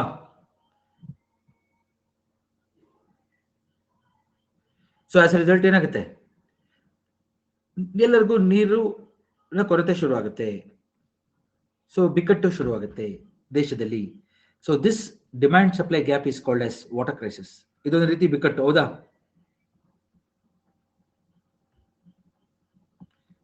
ಬಿಕ್ಕಟ್ಟು, ಕರೆಕ್ಟಾ? ಸೊ ಈ ರೀತಿ ಬಿಕ್ಕಟ್ಟುಗಳು ಎದುರಿಸ್ಬೇಕು ನಾವು ಈಗ ಮುಂದಕ್ಕೆ ಹೋಗ್ತಾ. ಸೊ ಯಾವ ರೀತಿ ಎದುರಿಸಬೇಕು ನಾವು? ಮಳೆ ನೀರು ಕೊಯ್ಲು, ಎಷ್ಟು ಜನ ನಮ್ಗೆ ಮಳೆ ನೀರು ಕೊಯ್ಲು, ವಾಟರ್ ಹಾರ್ವೆಸ್ಟಿಂಗ್. ಇದನ್ನ ತಡೆಗಟ್ಟಲು ಏನೇನು ಕ್ರಮ ಮಾಡಬೇಕು? ಹಾರ್ವೆಸ್ಟಿಂಗ್ ನಪ್ಪಿದೆ, ಮಳೆ ನೀರು ಕೊಯ್ಲು ಮಾಡಬೇಕು ಅಂತ ಹೇಳ್ತಾ ಇದ್ದೆ ನಾನು. ವಾಟರ್ ಹಾರ್ವೆಸ್ಟಿಂಗ್ ಮಾಡಬೇಕು, ಕರೆಕ್ಟಾ? ನೀರನ್ನ ಸರಿಯಾಗಿ ಮಿತಿಯಾಗಿ ಬಳಸಬೇಕು, ಲಿಮಿಟೆಡ್ ಯೂಸ್, ಲಿಮಿಟ್ ನಲ್ಲಿ ಬಳಕೆ ಮಾಡಬೇಕು. ಆನ್ಯುವಲ್ ಪ್ರೆಸಿಪಿಟೇಷನ್ ಹೆಂಗೆ ಹೆಚ್ಚಿಸ್ತೀರಾ? ಆನ್ಯುವಲ್ ಪ್ರೆಸಿಪಿಟೇಷನ್ ನೀವು ಹೆಚ್ಚು ಮಾಡಕ್ಕಾಗಲ್ವಲ್ಲ. ಕೃತಕ ಮಳೆ ಮಾಡಿದ್ರು ಏನ್ ಜಾಸ್ತಿ ಹೆಚ್ಚಾಗಕ್ ಸಾಧ್ಯ ಇಲ್ಲ. ಕೃತಕ ಮಳೆ ಮಾಡಿದ್ರು ನೀವು ಮಳೆ ಇಷ್ಟೇ ಇರುತ್ತೆ, ಹತ್ತತ್ರ ಏನು ಸ್ವಲ್ಪ ಹೆಚ್ಚು ಮಾಡ್ಬೋದು ಅಷ್ಟೇ. ಇರೋ ನೀರ್ನ ಉಳಿತಾಯ ಮಾಡ್ಬೇಕು ಅಂತ ಹೇಳ್ಬೇಕು, ಹೌದಾ? ಎಷ್ಟು ಜನಕ್ಕೆ ಅರ್ಥ ಆಯ್ತು? ಇರೋ ನೀರ್ನ ಸರಿಯಾಗಿ ಬಳಸ್ಬೇಕು, ಅವಾಗ ಏನಾಗುತ್ತೆ, ಈ ನೀರಿನ ಬಿಕ್ಕಟ್ಟು ಹೋಗುತ್ತೆ. ಇವಾಗ ಎಷ್ಟೊಂದ್ ಕಡೆ ನೀರಿನ ಸಮಸ್ಯೆಗಳು ತುಂಬಾ ಇದೆ. ಆಮೇಲೆ ಒಂದ್ಸತಿ ನಾವು ವಾಟರ್ ಪೊಲ್ಯೂಷನ್ ಮಾಡಿದೀವಿ, ನಕ್ಕ ಇದೆ ಎಲ್ಲರಿಗೂ. ಎಷ್ಟು ಜನಕ್ಕೆ ಅರ್ಥ ಆಗ್ತದೆ? ನಾವು ಆಲ್ರೆಡಿ ಪೊಲ್ಯೂಷನ್ ಟಾಪಿಕ್ ಡಿಸ್ಕಸ್ ಮಾಡಿದೀವಿ. ವಾಟರ್ ಪೊಲ್ಯೂಷನ್, ಎಲ್ಲ ತರ ಪೊಲ್ಯೂಷನ್ ಡಿಸ್ಕಸ್ ಆಗೋಗಿದೆ ಆಲ್ರೆಡಿ. ನೀವು ವಾಟರ್ ಪೊಲ್ಯೂಷನ್ ಅಲ್ಲಿ ಹೇಳ್ಬಿಟ್ಟಿದ್ದೀನಿ ಆಲ್ರೆಡಿ ಇದನ್ನ. ಸೊ ಈ ಕಾರಣದಿಂದ ಇದನ್ನ ಕಟ್ಕೊಳ್ಳಿ ನೋಡಿ. ಸೊ ನಾನು ಇದನ್ನ ಮ್ಯಾಪ್ ಮುಖಾಂತರ ತೋರಿಸಿದ್ದೀನಿ. ನಮಗೆ ಮಳೆ ಆಗೋದು ಇಷ್ಟು ಭಾರತದಲ್ಲಿ 4000. ಆಯ್ತಾ. ಒಟ್ಟು 4% ಇದೆ ನಮ್ಮಲ್ಲಿ ನೀರು. ಈ ಮ್ಯಾಪ್ ಎಷ್ಟು ಚೆನ್ನಾಗಿದೆ ನೋಡಿ. ಅದರಲ್ಲಿ ಉಪಯೋಗಿಸಕ್ಕಾಗೋದು ಇಷ್ಟೇ, ಸರ್ಫೇಸ್ ವಾಟರ್, ಬೋರ್ವೆಲ್. ಎಷ್ಟು ಜನಕ್ಕೆ ಅರ್ಥ ಆಯ್ತಪ್ಪ? ಫೋಟೋಸ್ ತೋರಿಸಿದೆ ನೋಡಿ, ಕ್ಲಿಯರಾ? ಇದ್ರ ಮೇಲೆ ಒಂದು ಕ್ವಶನ್ ಆಯ್ತಾ, ಒಂದು ಕ್ವಶನ್. ಸೊ ಯಾರು ಪ್ರಿಡಿಕ್ಟ್ ಮಾಡಿರಲ್ಲ ಈ ಟಾಪಿಕ್ಸ್ಗಳನ್ನ, ನಾನು ಪ್ರಿಡಿಕ್ಟ್ ಮಾಡ್ತಾ ಇದ್ದೀನಿ ಆಯ್ತಾ. ಏನಕ್ಕೆ ಅಂತ ನಿಮ್ಗೆ ಗೊತ್ತಾಗುತ್ತೆ ನೀವು ಎಕ್ಸಾಮ್ ನೋಡಿದಾಗ ಆಯ್ತಾ. 2 ಟಾಪಿಕ್ಗಳು ನಮಗೆ ಸಿಲೆಬಸ್ ಅಲ್ಲಿ ಕೊಟ್ಟಿದ್ದಾರೆ. ಇಲ್ಲಿ ಸಿಲೆಬಸ್ ಅಲ್ಲಿ ಜಾಗ್ರಫಿ ಸಿಲೆಬಸ್, ಎನ್ವೈರನ್ಮೆಂಟ್ ಸಿಲೆಬಸ್. ಇಲ್ಲಿ ನೋಡಿ ಅಂಡರ್ಲೈನ್ ಮಾಡಿದೆ ನೋಡಿ ಎಲ್ಲರೂ.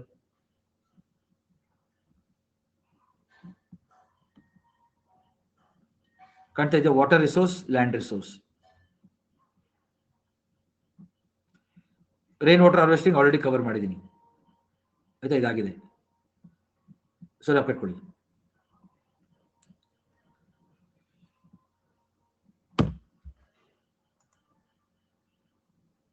ಹೌದು, ಇವಾಗ ಲಾನಿನಾ ಇದೆ ಅಲ್ವಾ. ಇವಾಗ ನಾನು ಅದು ಡಿಸ್ಕಸ್ ಮಾಡಿದ್ವಿ ಓಷನೋಗ್ರಫಿ ಕ್ಲಾಸಲ್ಲಿ. ಲಾನಿನಾ ಅಂದ್ರೇನು, ಎಲ್ಲಿನೋ ಅಂದ್ರೇನು ಅಂತೆಲ್ಲ ಹೇಳ್ಕೊಟ್ಟಿದ್ದೀನಿ, ಅದರದ್ದು ಇಂಪ್ಯಾಕ್ಟ್ ಹೇಳಿದ್ದೀನಿ ನಾನು. ಈ ವರ್ಷ ಲಾನಿನಾ ಇರೋದ್ರಿಂದ ನಮಗೆ ಜಾಸ್ತಿ ಮಳೆ ಆಗ್ತಾ ಇದೆ, ಸೈಕ್ಲೋನ್ಗಳೆಲ್ಲ ಹೆಚ್ಚಾಗಿದೆ, ಹೌದಲ್ವಾ? ಹಾ. ಸೊ ಜಾಸ್ತಿ ಮಳೆ ಆದಾಗ ಏನಾಗುತ್ತೆ? ಫ್ಲಡ್ ಆಗುತ್ತೆ, ಪ್ರವಾಹ ಆಗುತ್ತೆ, ನದಿ ನೀರು ಹರಿಯುತ್ತೆ, ಡ್ಯಾಮ್ಗಳಿಂದ ನೀರು ಬಿಟ್ಬಿಡ್ತಾರೆ, ಕೆರೆಗಳಲ್ಲಿ ನೀರು ಹೆಚ್ಚಾಗಿ ಹರಿಯುತ್ತೆ. ಅವಾಗ ಏನಾಗುತ್ತೆ? ದಡಕಟ್ಟೆಗಳೆಲ್ಲ ಒಡೆದೋಗ ಪ್ರವಾಹ. ಮಳೆ ಆಗ್ತಿದ್ದಾಗ ಬರಗಾಲ. ಕರೆಕ್ಟ್ ತಾನೆ? ನಮ್ಮ ಈ ವಾಟರ್ ಕ್ರೈಸಿಸ್ದು 2 ಮುಖಗಳು ಎಷ್ಟು ಜನಕ್ಕೆ ಅರ್ಥ ಆಗ್ತಾ ಇದೆ? ವಾಟರ್ ಕ್ರೈಸಿಸ್ ಅಲ್ಲಿ 2 ಭಾಗಗಳು ಇದೆ.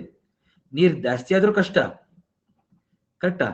ಫ್ಲಡ್ ಆಗುತ್ತೆ, ಪ್ರವಾಹ ಆಗುತ್ತೆ, ಬರಗಾಲ ಇರುತ್ತೆ, ನೀರಿಲ್ಲ ಅಂದ್ರೆ ಆಯ್ತಾ. ನಾವು ಕಟ್ಕೊಳ್ಳಿ ಫ್ಲಡ್ ಅಂಡ್ ಡ್ರಾಟ್. ಇದನ್ನ ಸಪರೇಟ್ ಆಗಿ ಕವರ್ ಮಾಡ್ತೀನಿ ನಾನು. ಫ್ಲಡ್ ಅಂದ್ರೇನು, ಡ್ರಾಟ್ ಅಂತ, ಅದೇ ಸಪರೇಟ್ ಕ್ಲಾಸ್. ನೆಕ್ಸ್ಟ್, ಯಾಕಂದ್ರೆ ನಾವು ಸಂಪನ್ಮೂಲದಲ್ಲಿದ್ದೀವಿ, ಸಂಪನ್ಮೂಲದಿಂದ ನಾವು ಇನ್ನೊಂದಕ್ಕೆ ಹೋಗೋಕ್ಕಾಗಲ್ಲ, ಅದೇ ಟಾಪಿಕ್ ಕವರ್ ಆಗಬೇಕು. ವಾಟರ್ ರಿಸೋರ್ಸ್, ಲ್ಯಾಂಡ್ ರಿಸೋರ್ಸ್ ಆಯ್ತಾ. ಇವೆರಡನ್ನ ನಾನು ಸಪರೇಟ್ ಕ್ಲಾಸಲ್ಲಿ ಹೇಳ್ಕೊಡ್ತೀನಿ, ಡೋಂಟ್ ವರಿ ಆಯ್ತಾ. ನೆಕ್ಸ್ಟ್ ಮುಖ್ಯ ಸಂಪನ್ಮೂಲ ಮಾನವ ಸಂಪನ್ಮೂಲ. ನೋಡಿ, ಮಾನವ ಸಂಪನ್ಮೂಲ ಏನಾಗುತ್ತೆ, ನಾನು ಆಗ್ಲೇ ಹೇಳಿದೆ, ಎಲ್ಲಾ ಸಂಪನ್ಮೂಲಗಿಂತ ಅತಿ ಮುಖ್ಯವಾದಂತಹ ಸಂಪನ್ಮೂಲ. ಯಾಕೆಂದ್ರೆ ಬಾಕಿ ಎಲ್ಲ ಸಂಪನ್ಮೂಲಗಳಿಗೂ ಅರ್ಥ ಬರದೆ ಮಾನವ ಸಂಪನ್ಮೂಲ. ಕರೆಕ್ಟ್ ತಾನೆ? ಸೊ ನಾವು ಅದನ್ನ ಉಪಯೋಗಿಸ್ಕೊತಾ ಇದೀವಿ, ಅದಕ್ಕೋಸ್ಕರ ಅವುಗಳನ್ನ ನಾವು ಸಂಪನ್ಮೂಲ ಅಂತ ಕರಿತಾ ಇದೀವಿ. ಯಾವ್ದು ನಮ್ಗೆ ಉಪಯೋಗ ಬರಲ್ಲ, ಯಾವ್ದನ್ನು ನಾವು ಮತ್ತೆ ಮತ್ತೆ ಉಪಯೋಗಿಸಕ್ ಆಗಲ್ಲ, ಅದನ್ನೇನಂತ ಕರಿತೀವಿ? ವೇಸ್ಟ್. ನಮ್ಕ ಇದೆಯಾ? ವೇಸ್ಟ್, ತ್ಯಾಜ್ಯ, ಅದು ಡಿಸ್ಕಸ್ ಮಾಡಿದೀವಿ ನಾವು. ವೇಸ್ಟ್ ಅಂದ್ರೆ ಏನು, types of waste. Correct? Do all agree? Lot of topics already cover ಮಾಡ್ಬಿಟ್ಟಿದ್ದೀವಿ ನಾವು. ವೇಸ್ಟ್ ಅಂದ್ರೇನು? ಯಾರಿಗೂ ಉಪಯೋಗ ಬರದಿರೋಂಥ ವಸ್ತುಗಳು, ರಿಪೇರಿ ಮಾಡಕ್ ಆಗದಿರೋಂಥದ್ದು, ರೀಸೈಕಲ್ ಮಾಡಕ್ ಆಗದಿರೋಂಥದ್ದನ್ನ ನಾವೇನಂತ ಕರಿತೀವಿ? ವೇಸ್ಟ್ ಅಂತ ಕರಿತೀವಿ. ಸೊ ಹ್ಯೂಮನ್ ರಿಸೋರ್ಸ್ ಅಂದ್ರೇನು ಗೊತ್ತಾಗ್ತಿದೆ ನಿಮ್ಗೆ ಈಗ. So human resource is a resource that is beneficial and ಬಾಕಿ ಎಲ್ಲ ಸಂಪನ್ಮೂಲಗಳಿಗೂ ಅರ್ಥ ಬರದೆ ಮಾನವ ಸಂಪನ್ಮೂಲದಿಂದ. ಈ ಸಂಪನ್ಮೂಲ ಇದ್ರೆ ಬಾಕಿ ಸಂಪನ್ಮೂಲಗಳನ್ನ ನಾವು ಸರಿಯಾಗಿ ಬಳಕೆ ಮಾಡಕ್ಕಾಗುತ್ತೆ. ಇದನ್ನ ನಾನು ಯಾವಾಗ ಹೇಳ್ತಾ ಇದ್ದೆ? ಪಾಪ್ಯುಲೇಷನ್ ಮಾಡುವಾಗ ಹೇಳ್ತಾ ಇದ್ದೆ. ನಮ್ಗೆ ಇದೆ ಡೆಮೋಗ್ರಫಿ. ಯಾಕೆ ಕೆಲವು ದೇಶಗಳು ಇನ್ನು 100 ವರ್ಷದಲ್ಲಿ ಇರಲ್ಲ ಅಂತ ಹೇಳ್ತಾ ಇದ್ದೆ ನಾನು? ಯಾಕೆಂದ್ರೆ ಅವ್ರದ್ದು ಜನಸಂಖ್ಯೆ ತುಂಬಾ ಕಡಿಮೆ ಆಗ್ತಾ ಇದೆ. ಎಷ್ಟು ಜನಕ್ಕೆ ನಮ್ಗೆ ಇದೆ ಡೆಮೋಗ್ರಫಿಕ್ ವಿಂಟರ್? ಈ ಪದ ಬಳಸಿದ್ದೆ ನಾನು, ಹೇಳಿದ್ದೆ ಇದು ಬರುತ್ತೆ ಅಂತ ಎಕ್ಸಾಮ್ ಅಲ್ಲಿ ಕೇಳ್ತಾರೆ ನೋಡಿ. ಡೆಮೋಗ್ರಫಿಕ್ ವಿಂಟರ್ ಕ್ವಶನ್ ಬರುತ್ತೆ. ಇದೊಂದು ಗ್ಯಾರಂಟಿ ಕ್ವಶನ್, ಇದೊಂದು ಗ್ಯಾರಂಟಿ ಕ್ವಶನ್. ಡೆಮೋಗ್ರಫಿಕ್ ವಿಂಟರ್ ಅಂದ್ರೆ ಏನು ಅಂದ್ರೆ ಯಾವ್ಯಾವ ದೇಶಗಳಲ್ಲಿ ಬರ್ತ್ ರೇಟ್ ವೆರಿ ಲೋ, ಅತಿ ಕಡಿಮೆ ಬರ್ತ್ ರೇಟ್, ಅಂದ್ರೆ ಬರ್ತ್ ರೇಟ್ ಇರೋದೇ ಇಲ್ಲ, ಬರೀ ಸಾಯ್ತಾ ಇರ್ತಾರೆ ಜನ, ಆದ್ರೆ ಯಾರು ಹುಟ್ಟದೇ ಇಲ್ಲ ಆ ದೇಶದಲ್ಲಿ. ಪ್ರತಿದಿನ ಮಕ್ಕಳೇ ಆಗ್ತಾ ಇಲ್ಲ ಅಂದ್ರೆ ಯೋಚನೆ ಮಾಡಿ. ಸೊ ಎಷ್ಟೋ ದೇಶಗಳು ತುಂಬಾ ಪರಿಸ್ಥಿತಿ ಅವಾಗೆಲ್ಲ ಯುರೋಪಿಯನ್ ಕಂಟ್ರಿಗಳಲ್ಲಿ ತುಂಬಾ ಕಡಿಮೆ ಆಗೋಗಿದೆ. ಇದನ್ನ demographic winter. South Korea for example, Japan for example. Okay, so they are in severe crisis. Yes Nandini, Russia, Canada, correct, many European countries are in crisis. ಅವೆಲ್ಲ ಡೆಮೋಗ್ರಫಿಕ್ ವಿಂಟರ್. ಇದನ್ನ ಕೇಳಿದ್ದೀನಿ ನಾನು, ಹೇಳಿದ್ದೀನಿ. ಆ ದೇಶಗಳು ಜನಸಂಪನ್ಮೂಲ ಇಲ್ಲ ಅಂದ್ರೇನು? ವರ್ಕ್ ಫೋರ್ಸ್ ಇಲ್ಲ. ವರ್ಕ್ ಫೋರ್ಸ್ ಇಲ್ಲ ಅಂದ್ರೇನು? ಎಕನಾಮಿನೇ ಇಲ್ಲ, ಆರ್ಥಿಕ ವ್ಯವಸ್ಥೆನೇ ಇಲ್ಲ. ನೆನಪಿಟ್ಕೊಳ್ಳಿ. ಸೊ ನಮ್ಮ ದೇಶದ ಅಥವಾ ಜಗತ್ತಿನ ಆರ್ಥಿಕ ವ್ಯವಸ್ಥೆ ಬೆನ್ನೆಲುಬು ಅಂತ ಕರೆಯೋದು ಅದನ್ನ ಅಂದ್ರೆ ಇದನ್ನೇ, ಹ್ಯೂಮನ್ ರಿಸೋರ್ಸ್. ಎಷ್ಟು ಜನಕ್ಕೆ ಅರ್ಥ ಆಯ್ತಿದ್ರು? ಇಡೀ ಜಗತ್ತಿನ ಆರ್ಥಿಕ ವ್ಯವಸ್ಥೆಯ ಬೆನ್ನೆಲುಬೆ ಮಾನವ ಸಂಪನ್ಮೂಲ. Okay, because entire economic activity ಒಂದು ಅರ್ಥ ಇರೋದೇ ಇದರಿಂದ. ಖನಿಜಗಳು, ಅದು ಉಪಯೋಗಿಸೋರು ಯಾರು? ನಾವು. ಕೃಷಿ ಬಳಸೋರು ಯಾರು? ನಾವು. ಕೈಗಾರಿಕೆಗಳು ಬಳಸೋರು ಯಾರು? ನಾವು. ಆತರ ಆಯ್ತಾ. ಸೊ ಮಾನವ ಸಂಪನ್ಮೂಲಗಳಲ್ಲಿ ಮುಖ್ಯವಾಗಿ ನಾವು, ಇದು ಬೆಲೆ ಕಟ್ಟಕ್ಕಾಗದಂತ ಸಂಪನ್ಮೂಲ. ಎಷ್ಟು ಜನಕ್ಕೆ ಅರ್ಥ ಆಗ್ತದೆ? Intangible resource. ಕರೆಕ್ಟಾ? ನಿಮ್ಮ ಬುದ್ಧಿವಂತಿಕೆಗೆ, ನಿಮ್ಮ ಸ್ಕಿಲ್ಗೆ ಗೊತ್ತಾಯ್ತಲ್ಲ, ಬೆಲೆ ಕಟ್ಟಕ್ಕಾಗತ್ತಾ? ಆಗಲ್ಲ. ಸೊ ಪೂಜಾ ಅವರೇ, ನಾವು ಆಲ್ರೆಡಿ ಡಿಸ್ಕಸ್ ಮಾಡಿದೀವಪ್ಪ, ಯಾಕೆ ಬೇರೆ ಬೇರೆ ದೇಶಗಳಲ್ಲಿ, ಯುರೋಪಿಯನ್ ರಾಷ್ಟ್ರಗಳು ಇವೆಲ್ಲ ಸಮಸ್ಯೆ ಆಗ್ತಾ ಇದೆ ಅಂತೆಲ್ಲ ಡಿಸ್ಕಸ್ ಮಾಡಿದೀವಿ. ಫುಡ್ ರೀಸನ್ ತಗೊಂಡಿದೀವಿ, ವಾರ್ ತಗೊಂಡಿದೀವಿ, ಅವರಲ್ಲಿ ಎಜುಕೇಶನ್ ಅವೇರ್ನೆಸ್ ತಗೊಂಡಿದೀವಿ, ಹೈ ಬರ್ತ್ ರೇಟ್ಗೆ ಕಾರಣಗಳು, ಲೋ ಬರ್ತ್ ರೇಟ್ಗೆ ಕಾರಣಗಳು ಕೊಟ್ಟಿದ್ದೀವಿ. ನೋಡಿದಿರಾ? ತುಂಬಾ 3-4 ಕ್ಲಾಸ್ ಹಿಂದೆ, ಇದು 45ನೇ ಕ್ಲಾಸ್ ತೆಗೆದು ನೋಡಿ ಎಲ್ಲರೂ, ಜಾಗ್ರಫಿ ಕ್ಲಾಸ್ 45 ನೋಡ್ತೀರಪ್ಪ. ಸೊ ಆ ಥರದೆಲ್ಲ ಕವರ್ ಮಾಡಿದ್ದೀನಿ ನಾನು, ಈ ದೇಶಗಳದ್ದು ಏನ್ ಸಮಸ್ಯೆಗಳು, ನಮ್ದೇನ್ ಸಮಸ್ಯೆ, ಅವ್ರದ್ದೇನ್ ಸಮಸ್ಯೆ ಅಂತ. ಸೊ ಇವತ್ತಿನ ಟಾಪಿಕ್ ಏನು? ಬೌದ್ಧಿಕ ಆಸ್ತಿ ಹಕ್ಕುಗಳು, intellectual property rights. Intellectual property rights. So ಈ intellectual property rights IPR syllabus ಅಲ್ಲಿ ಇದೆಯಾ? IPR ಸಿಲೆಬಸ್ ಅಲ್ಲಿ ಇಲ್ಲಿ ನೋಡಿ,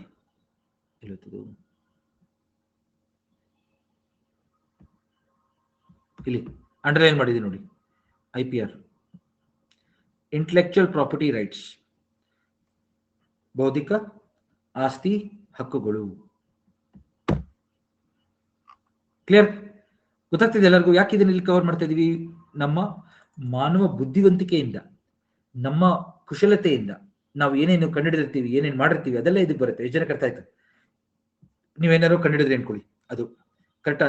ಬುಕ್ ಬರೆದ್ರಿ ಅನ್ಕೊಳ್ಳಿ, ಅದು ಕತೆ ಬರೆದ್ರಿ ಅನ್ಕೊಳ್ಳಿ, ಅದು ಹಾರ್ಡ್ ಬರೆದ್ರಿ ಅನ್ಕೊಳ್ಳಿ, ಅದು ಪೇಂಟ್ ಮಾಡಿದ್ರಿ ಅನ್ಕೊಳ್ಳಿ, ಅದು ಕರೆಕ್ಟಾ. ಡಿಸೈನ್ ಮಾಡಿದ್ರಿ, ಸಿಂಬಲ್ಗಳು, ಚಿಹ್ನೆಗಳು, ಹೆಸರು, ಇಮೇಜ್ ಎಲ್ಲ ಪ್ರತಿಯೊಂದು ಏನಾಗುತ್ತೆ, ಏನು ಬೌದ್ಧಿಕ ಹಕ್ಕು ಬರುತ್ತೆ.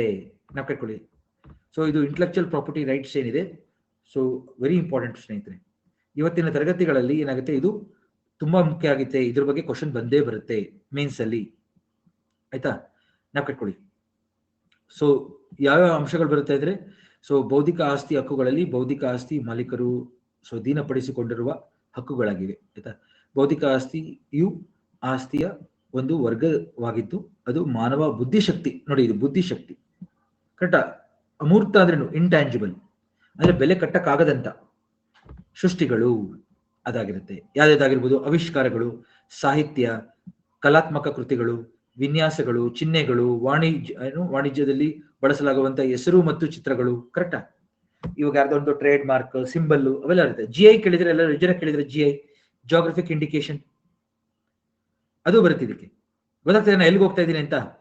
ಈ ಟಾಪಿಕ್ ಜೊತೆಗೆ ನಾನು GI ಕವರ್ ಮಾಡ್ಬಿಡ್ತೀನಿ, ಜಾಗ್ರಫಿಕಲ್ ಇಂಡಿಕೇಶನ್ಸ್ ಕವರ್ ಮಾಡ್ತೀನಿ, ಕರೆಕ್ಟಾ. ಇವಾಗ ಅದೊಂದು ಬೆಳೆ ಆಗಿರ್ಬೋದು, ಒಂದು ಆಹಾರ ಆಗಿರ್ಬೋದು, ಒಂದು ಕೈಗಾರಿಕೆಯಿಂದ ಉತ್ಪನ್ನತೆ ಆಗಿರ್ಬೋದು, ಹ್ಯಾಂಡಿಕ್ರಾಫ್ಟ್ಸ್ ಆಗಿರ್ಬೋದು. ಒಂದು ಜಾಗದಲ್ಲಿ ಅದು ಉತ್ಪಾದನೆ ಆಗ್ತಾ ಇದೆ ಅಂದ್ರೆ ಆ ಜಾಗಕ್ಕೆ ಅದರ ಪ್ರಾಮುಖ್ಯತೆ ಇರುತ್ತೆ, ಆ ಜಾಗದ ಸ್ವಭಾವವನ್ನು ಪಡ್ಕೊಂಡಿರುತ್ತೆ. ಜನಕ್ಕೆ ಅರ್ಥ ಆಗ್ತದೆ. It has the feature of that place, ಕರೆಕ್ಟಾ. ಫುಡ್ ಆಗಿರ್ಬೋದು, ಅಗ್ರಿಕಲ್ಚರ್ ಕಾಮೊಡಿಟಿ ಆಗಿರ್ಬೋದು, it can be handicrafts or it can be industrial goods produce in a place at a particular place. So the product has affinity to that place. ಆ ಜಾಗದ ಒಂದು ಗುಣಲಕ್ಷಣಗಳನ್ನ ಪಡೆದಿರುತ್ತೆ, correct. ಆ ಜನಗಳ ಕುಶಲತೆಯನ್ನು ತೋರಿಸುತ್ತದೆ. ಎಷ್ಟು ಜನಕ್ಕೆ ಅರ್ಥ ಆಗ್ತಾ ಇದೆ? The skills of a place. ಇವಾಗ ಬಿದರಿ ಬಿದಿರಿ ವೇರ್ ಕೇಳಿದ್ರೆ ಎಲ್ಲರೂ, ಬೀದರ್ನಲ್ಲಿ ಮಾಡುವಂತ ಬಿದಿರಿ ವೇರ್ಗಳು, ಕರೆಕ್ಟ್. ಅದೇ ಆರ್ಟಿಸನ್ಸ್ ಅಲ್ಲೇ ಇರ್ತಾರೆ, ಅಲ್ಲೇ ಜಾಗದಲ್ಲಿ ಅದು ಫೇಮಸ್ ಆಗಿರೋದು. ಅದನ್ನ ನಾನು ಬೆಂಗಳೂರು ತಗೊಬಂದು ಬೆಂಗಳೂರು ಬೇರೆ ಹೆಸರು ಹಾಕ್ಬಿಟ್ಟು ಮಾಡಿದ್ರೆ ಏನಾಗುತ್ತೆ? ಯಾರಿಗೆ ನಷ್ಟ ಆಗುತ್ತೆ? ಬೀದರಲ್ಲಿ ಇಷ್ಟು ವರ್ಷ ಬಂದಿರುವಂತ ಆ ಕುಶಲತೆ, ಆ ಸ್ಕಿಲ್ಸ್ಗೆ ನಷ್ಟ ಆಗುತ್ತೆ, ಅಲ್ಲಿರೋ ಜನಗಳಿಗೆ ನಷ್ಟ ಆಗುತ್ತೆ. ಎಷ್ಟು ಜನಕ್ಕೆ ಅರ್ಥ ಆಯ್ತು?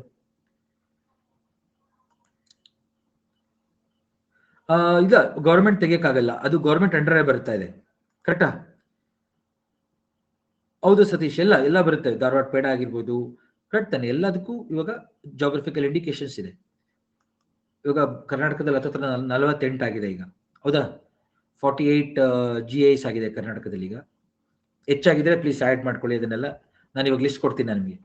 ಈಗ ನೋಡಿ, ಇಂಟೆಲೆಕ್ಚುಯಲ್ ಪ್ರಾಪರ್ಟಿ, ಬೌದ್ಧಿಕ ಆಸ್ತಿ ಹಕ್ಕುಗಳಲ್ಲಿ ಏನೇನು ಬರುತ್ತೆ, ಅದು ಯಾವಾಗ ಬಂತು? ಬೌದ್ಧಿಕ ಆಸ್ತಿ ಹಕ್ಕುಗಳ ಬಗ್ಗೆ ಮೊದಲೆಲ್ಲ ಇರಲಿಲ್ಲ.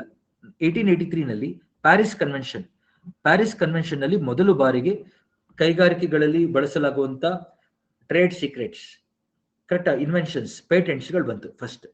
ಅದಕ್ಕೆ ನಾವು ಮಾನ್ಯತೆ ಕೊಡಬೇಕು, ಗೌರವ ಕೊಡಬೇಕು ಅಂತ ಕನ್ನಡದಲ್ಲಿದೆ, ಇಲ್ಲಿ ಯೋಚನೆ ಮಾಡಬೇಡಿ, ಆಯ್ತಾ? ಸೊ ಕೈಗಾರಿಕೆ ಆಸ್ತಿ ರಕ್ಷಣೆಗಾಗಿ ಪ್ಯಾರಿಸ್ ಸಮಾವೇಶ ನಡೀತು 1883ನಲ್ಲಿ ಪ್ಯಾರಿಸ್ನಲ್ಲಿ. ಅದಾದ್ಮೇಲೆ ಬರ್ನ್ ಸಮಾವೇಶ ಎಲ್ಲಿ ಬರುತ್ತೆ? ಬರ್ನ್ ಸ್ವಿಟ್ಜರ್ಲೆಂಡ್ ಸಾಹಿತ್ಯ ಮತ್ತು ಕಲಾತ್ಮಕ ಕೃತಿಗಳಿಗೂ ರಕ್ಷಣೆ ಕೊಡಬೇಕು.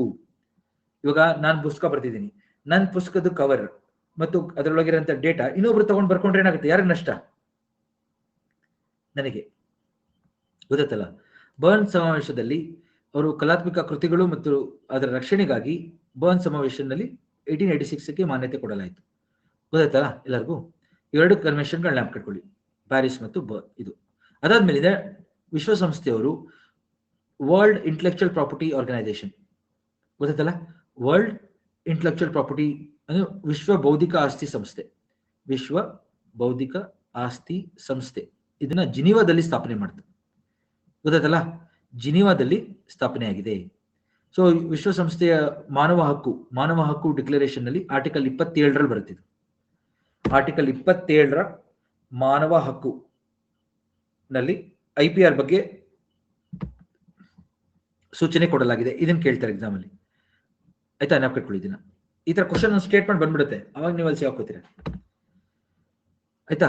ಹಂಗೆ ಇದು WTO ಇದೆಯಲ್ಲ, world trade organisation, WTO Geneva, ಅವರು ಕೂಡ ಇದನ್ನ TRIPS, trade related aspects of intellectual property rights ಅಂತ ಕರೀತಾರೆ. ಇದರಲ್ಲಿ ಅವರು ಕೂಡ ಮಾನ್ಯತೆ ಕೊಟ್ಟಿದ್ದಾರೆ WTO ಅವರು. ಓಕೆ, ಅದನ್ನೆಲ್ಲ ನೋಡ್ಕೊಳ್ಳೋದೇ ಇವರು WTO ಮತ್ತು WIPO, ವಿಶ್ವ ಬೌದ್ಧಿಕ ಆಸ್ತಿ ಸಂಸ್ಥೆ ಮತ್ತು ವಿಶ್ವ ವಾಣಿಜ್ಯ ಸಂಸ್ಥೆ. ಇವೆರಡು ಸಂಸ್ಥೆಗಳು ಇದರ ಬಗ್ಗೆ ಆಲ್ರೆಡಿ ಮೆನ್ಷನ್ ಮಾಡಿದ್ದಾರೆ. ಇಷ್ಟು ನೆನಪಿಟ್ಕೊಳ್ಳಿ ಸ್ನೇಹಿತರೆ. ಈಗ ನಿಮ್ಗೆ ಗೊತ್ತಾಗುತ್ತೆ ಹೋಗ್ತಾ ಇದು ಎಲ್ಲಿದೆ? ಜಿನಿವಾದಲ್ಲಿದೆ. ಆಲ್ಮೋಸ್ಟ್ ಎಲ್ಲ 193 ಕಂಟ್ರೀಸ್ ಮೆಂಬರ್ಸ್ ಇದಕ್ಕೆ. 1970ನಲ್ಲಿ ಸ್ಥಾಪನೆ ಆಯ್ತು ಇದು ಇಂಟೆಲೆಕ್ಚುಯಲ್ ಪ್ರಾಪರ್ಟಿ ಬಗ್ಗೆ. ಓಕೆ, ಮಾನವ ಬೌದ್ಧಿಕ ಹಕ್ಕು ಬಗ್ಗೆ ನಾವು ಫಸ್ಟ್ ಬಂದಿದ್ದು ಯಾವಾಗ ಅಂತ ಗೊತ್ತಾಯ್ತು. ನೋಡಿ ಏನೇನು ಬರುತ್ತೆ? IPR ನಲ್ಲಿ ಎಷ್ಟು ಜನಕ್ಕೆ ಅರ್ಥ ಆಗ್ತದೆ? IPR ಪ್ಲೀಸ್ ಇದನ್ನ ನೋಡಿ, ಇದ್ರ ಮೇಲೆ ಒಂದು ಕ್ವಶನ್ ಇರುತ್ತೆ. ಯಾಕೆಂದ್ರೆ ಸಿಲೆಬಸ್ ಕವರ್ ಮಾಡ್ತಾ ಇದ್ದೀನಿ ನಾನು, ಪ್ರಿಲಿಮ್ಸ್ಗೂ ಏನ್ ಬರುತ್ತೆ ಅಂತ ಹೇಳ್ತಾ ಇದ್ದೀನಿ. IPR ನಲ್ಲಿ ಕಾಪಿರೈಟ್ ಬರುತ್ತೆ, ಇಂಡಸ್ಟ್ರಿಯಲ್ ಪ್ರಾಪರ್ಟಿ ಸಿಂಬಲ್ಸ್ ಅವೆಲ್ಲ ಬರುತ್ತೆ. ಕಾಪಿರೈಟ್ಗಳಲ್ಲಿ ಲಿಟರರಿ ವರ್ಕ್, ಬುಕ್ಕು, ಆರ್ಟಿಕಲ್ಸ್ಗಳು, ಅವುಗಳು, ಮ್ಯೂಸಿಕ್ ಆಲ್ಬಮ್ಗಳು, ಆರ್ಟಿಸ್ಟಿಕ್ ವರ್ಕ್, ಡ್ರಾಮಾ ಮತ್ತು ಫಿಲ್ಮ್ಸ್. ಆರ್ಟಿಸ್ಟಿಕ್ ಅಲ್ಲಿ ಏನ್ ಬರುತ್ತೆ ಅಂದ್ರೆ ನೀವು ಹಾಡು ಹೇಳಿರ್ಬೋದು, ಪೇಂಟಿಂಗ್ ಮಾಡಿರ್ಬೋದು, ಪೆನ್ಸಿಲ್ ಸ್ಕೆಚ್ ಮಾಡಿರ್ಬೋದು, ಅವೆಲ್ಲ ಬಂದ್ಬಿಡುತ್ತೆ. ಪೇಂಟಿಂಗ್, ಗ್ರಾಫಿಕ್ಸ್ ಎಲ್ಲ ಬರುತ್ತೆ ಇದರಲ್ಲಿ. ಕಾಪಿರೈಟ್, ಇವಾಗ ನಾನು ಬುಕ್ ಬರೆದೆ, ಅದಕ್ಕೆ ಕಾಪಿರೈಟ್ ಕೊಡ್ತಾರೆ, ಹೌದಾ? ಅದು ಇಂಡಸ್ಟ್ರಿಯಲ್ ಪ್ರಾಪರ್ಟಿಗಳಲ್ಲಿ ಹೇಳ್ತಾರೆ ನೋಡಿ, ಪ್ರೊಡಕ್ಷನ್ ಆಫ್ ಡಿಸ್ಟಿಂಕ್ಟಿವ್ ಸೈನ್, ಚಿಹ್ನೆಗಳು. ಇನ್ನೊಂದು ಡಿಸೈನ್ ಮತ್ತು ಟ್ರೇಡ್ ಸೀಕ್ರೆಟ್ಸ್, ಡಿಸೈನ್ ಮತ್ತು ಪೇಟೆಂಟ್ಸ್. ನೀವೇನಾದ್ರು ಆವಿಷ್ಕಾರ ಏನಾದ್ರು ಒಂದು ಕನ್ನಡದಲ್ಲಿ ಅನ್ಕೊಳ್ಳಿ, ಅದನ್ನ ಬರುತ್ತೆ ಪೇಟೆಂಟ್ಸ್. ಡಿಸೈನ್ ಮಾಡಿದ್ರೆ ಅನ್ಕೊಳ್ಳಿ ಇಂಡಸ್ಟ್ರೀಸ್, ಅದು ಟ್ರೇಡ್ ಸೀಕ್ರೆಟ್. ಇವಾಗ ಪೆಪ್ಸಿ ಮತ್ತು ಕೋಲಾ ಅವ್ರ ಸೀಕ್ರೆಟ್ಸ್ ಯಾರು ಗೊತ್ತಾ ನಿಮ್ಗೆ? ಅವ್ರು ಹೆಂಗ್ ಪೆಪ್ಸಿ ಮಾಡ್ತಾರೆ, ಹೆಂಗ್ ಕೋಲಾ ಮಾಡ್ತಾರೆ ಅಂತ ಯಾರು ಹೇಳಲ್ಲ ಅವರು. ಅದು ತುಂಬಾ ಟಾಪ್ ಸೀಕ್ರೆಟ್, ಕರೆಕ್ಟಾ? ಏನೇ ಒಂದು ವಸ್ತು ಅವ್ರು ಮ್ಯಾನುಫ್ಯಾಕ್ಚರ್ ಮಾಡ್ತಿದ್ರೆ ಕನ್ಸಿಸ್ಟೆನ್ಸಿಗೆ ಅವ್ರೊಂದು ಫಾರ್ಮುಲಾ ಇಟ್ಕೊಂಡಿರ್ತಾರೆ, ಅದನ್ನೇ ಮಾಡ್ತಾ ಇರ್ತಾರೆ ಅವರು. ಅದು ಟ್ರೇಡ್ ಸೀಕ್ರೆಟ್. ಅದು ಆ ಟ್ರೇಡ್ ಸೀಕ್ರೆಟ್ ಒಳಗೆ ಬಂದ್ರೆ ಆ ಪ್ರಾಡಕ್ಟ್ ಬೆಲೆ ಔಟ್ ಆಗುತ್ತೆ, ಕರೆಕ್ಟಾ? ಅದು ಹಂಗೆ ಇಲ್ಲಿ ನೋಡಿ, ಟ್ರೇಡ್ ಮಾರ್ಕ್ ಬರುತ್ತೆ, GI ಇಲ್ಲಿ ಬಂತು ನೋಡಿ, GI ಜಾಗ್ರಫಿಕಲ್ ಇಂಡಿಕೇಶನ್ ಅಂತ ನಮಗೆ ಸಿಲೆಬಸ್ ಅಲ್ಲಿ ಬರುತ್ತೆ. ಎಕ್ಸಾಮ್ ಅಲ್ಲಿ ಕೇಳಿದ್ರು ಲಾಸ್ಟ್ ಅಲ್ಲಿ, ನೆನಪ ಇದೆಯಾ? ಕಳೆದ KPSC ಪ್ರಿಲಿಮ್ಸ್ ಅಲ್ಲಿ ಮತ್ತು ಮೇನ್ಸ್ ಅಲ್ಲಿ ಎರಡರಲ್ಲೂ ಬಂದಿದೆ GI ಬಗ್ಗೆ. ಭೌಗೋಳಿಕ ಸೂಚ್ಯಾಂಕಗಳು, ಎಷ್ಟು ಜನಕ್ಕೆ ಅರ್ಥ ಆಗ್ತಿದೆ? ಭೌಗೋಳಿಕ ಸೂಚ್ಯಾಂಕ, ಕರೆಕ್ಟಾ? GI is a type of IPR it comes to sign, ಚಿಹ್ನೆಗಳು. ನೋಡಿ ನೆನಪಿಟ್ಕೊಳ್ಳಿ, ಭೌಗೋಳಿಕ ಸೂಚ್ಯಾಂಕಗಳು. ಸೊ ನಮ್ಮ ದೇಶದಲ್ಲಿ ಜಾಗ್ರಫಿಕಲ್ ಇಂಡಿಕೇಶನ್ಸ್ ಆಫ್ ಗೂಡ್ಸ್ ಅಂತೇಳಿ 1999 ಅಲ್ಲಿ ಬಂತು. Ministry of commerce and industry ಅವರು ಬರುತ್ತಿದ್ದು, ಆಯ್ತಾ? ನೆನಪಿಟ್ಕೊಳ್ಳಿ. ಸೊ ಯಾವುದೇ ಒಂದು ವಸ್ತು, ಅಗ್ರಿಕಲ್ಚರಲ್ ಆಗಿರ್ಬೋದು, ಫುಡ್ ಐಟಮ್ ಆಗಿರ್ಬೋದು, ಇಂಡಸ್ಟ್ರಿಯಲ್ ಆಗಿರ್ಬೋದು, ಹ್ಯಾಂಡಿಕ್ರಾಫ್ಟ್ಸ್ ಆಗಿರ್ಬೋದು, ಅದೊಂದು ಜಾಗಕ್ಕೆ ಸೀಮಿತವಾಗಿದ್ರೆ ಆ ಜಾಗದಲ್ಲಿ ಮಾತ್ರ ಅದು ಮ್ಯಾನುಫ್ಯಾಕ್ಚರ್ ಮಾಡಬೇಕಾಗುತ್ತೆ. ಬೇರೆ ಕಡೆ ಅದರ ಹೆಸರು ಬಳಸಿ ಅದನ್ನ ಪ್ರಾಡಕ್ಟ್ ಮ್ಯಾನುಫ್ಯಾಕ್ಚರ್ ಮಾಡಂಗೂ ಇಲ್ಲ, ಮಾರಂಗೂ ಇಲ್ಲ. ಇದು ಆ ಜಾಗದಲ್ಲಿರುವಂತ ಜನಗಳ ರಕ್ಷಣೆಗೋಸ್ಕರ ಮಾಡ್ತಾ ಇರೋದು. ಆ ಜಾಗದಲ್ಲಿರುವಂತ ಜನಗಳಿಗೆ ಆರ್ಥಿಕ ಆದಾಯ ಸಿಗ್ಲಿ, ಇದರಿಂದ ಉಪಯೋಗ ಸಿಗ್ಲಿ ಅಂತೇಳಿ ಮಾಡ್ತಾ ಇರೋದು, ನೆನಪಿಟ್ಕೊಳ್ಳಿ. So to protect the rights of the people in their place. Okay, so ಯಾರು ಅದನ್ನ ಮ್ಯಾನುಫ್ಯಾಕ್ಚರ್ ಮಾಡ್ತಾರೆ ಅವರ ಹಕ್ಕನ್ನ ಪ್ರೊಟೆಕ್ಟ್ ಮಾಡೋಕ್ಕೋಸ್ಕರ ಇದನ್ನು ತರಲಾಗಿದೆ ಭೌಗೋಳಿಕ ಸೂಚ್ಯಾಂಕವನ್ನು. ನೋಡಿ, ಭಾರತದಲ್ಲಿ ಹೆಚ್ಚು GI ಇರೋದು ಯಾವುದು ರಾಜ್ಯ?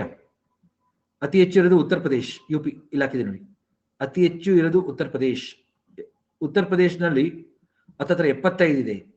ಸೊ ಇದು ಸ್ವಲ್ಪ ಡೇಟಾ ನಾನು ತಗೊಂಡಿರೋದು ಅಕ್ಟೋಬರ್ 2024 ಅಲ್ಲಿ, ಲಾಸ್ಟ್ ಅಪ್ಡೇಟೆಡ್ ವೆಬ್ಸೈಟ್ ನಮ್ದು ಇಂಡಿಯನ್ ಗವರ್ಮೆಂಟ್ ಅಪ್ಡೇಟ್ ಮಾಡಿದ್ದು 2024 ಅಲ್ಲಿ, ಅಲ್ಲಿ ಇದು ತಗೊಂಡಿದ್ದೀನಿ ಡೇಟಾ. ಉತ್ತರ ಪ್ರದೇಶಲ್ಲಿ 75 ಇದೆ. Varanasi as the highest, 30 GI products ಇದೆ ವಾರಣಾಸಿನ. ನೋಡಿ ಎಷ್ಟಿದೆ. ಒಂದು ಕಾಲದಲ್ಲಿ ಕರ್ನಾಟಕ ನಂಬರ್ 1 ಇತ್ತು, ಗೊತ್ತಾನೆ ಇದರಲ್ಲಿ GI ಅಲ್ಲಿ, ಗೊತ್ತಾ? Karnataka was number 1 with Mysore with highest number of GI ಇತ್ತು. ಈಗ ಏನಾಗಿದೆ, 3ನೇ ಸ್ಥಾನಕ್ಕೆ ಬಂದ್ಬಿಟ್ಟಿದ್ದೀವಿ ನಾವೀಗ. First Uttar Pradesh, Varanasi highest. ಹಂಗೆ ತಮಿಳುನಾಡಲ್ಲಿ 58 ಇದೆ. ಕರ್ನಾಟಕ 3ನೇ ಸ್ಥಾನದಲ್ಲಿದೆ ಈಗ, 48 GI ಇದೆ. ಗೊತ್ತಾಗ್ತದೆ ಆಸ್ ಆಫ್ ನಾವು. ಇಲ್ಲಿ ನೋಡಿ ಲಿಸ್ಟ್ ಕೊಟ್ಟಿದ್ದೀನಿ, ನೋಡಿ ಕರ್ನಾಟಕದ್ದು ಲಿಸ್ಟ್ ಕೊಟ್ಟಿದ್ದೀನಿ ಆಯ್ತಾ. ಕೂರ್ಗ್ ಆರೆಂಜ್ ಇಂದ ಆಲ್ಫಾಬೆಟಿಕಲ್ ಆರ್ಡರ್ ಶುರುವಾಗಿ ಮೈಸೂರು ಸ್ಯಾಂಡಲ್ವುಡ್ ಆಯಿಲ್ ವರ್ಗೂ ನೋಡಿ. ಮ್ಯಾನುಫ್ಯಾಕ್ಚರ್ಡ್ ಗೂಡ್ಸ್, ಹ್ಯಾಂಡಿಕ್ರಾಫ್ಟ್ಸ್, ಅಗ್ರಿಕಲ್ಚರಲ್, ಕರೆಕ್ಟಾ ಎಲ್ಲ ಇದೆ ನೋಡಿ ಇಲ್ಲಿ. ನೋಡ್ತೀರಾ ಲಿಸ್ಟ್ ಎಲ್ಲರೂ? ಸೊ ನಾನೇನ್ ಮಾಡಿದ್ದೀನಿ ಇವತ್ತು ನೋಡಿ, ಸಿಲೆಬಸ್ ಅಲ್ಲಿ ಇರೋದನ್ನ 3 ಟಾಪಿಕ್ ಕವರ್ ಮಾಡ್ತಾ ಇದ್ದೀನಿ ನಾನು. ಒಂದು ಭೂ ಸಂಪನ್ಮೂಲ, ಇನ್ನೊಂದು ಜಲ ಸಂಪನ್ಮೂಲ, ಇನ್ನೊಂದು IPR ವಿತ್ GI. IPR ಅಂದ್ರೆ ಏನು ಸಿಂಪಲ್ ಆಗಿ ಹೇಳಿದೀನಿ. ಎಕ್ಸಾಮ್ ಅಲ್ಲಿ ಇದು ಬರಿಬಹುದಲ್ಲ, ಇಂಟೆಲೆಕ್ಚುಯಲ್ ಪ್ರಾಪರ್ಟಿ ರೈಟ್ಸ್ ಅಂದ್ರೆ ಏನು ಅಂತ ಕೇಳಿದಾಗ ಇದನ್ನೇ ಬರಿಬಹುದು ನೋಡಿ. ಇದು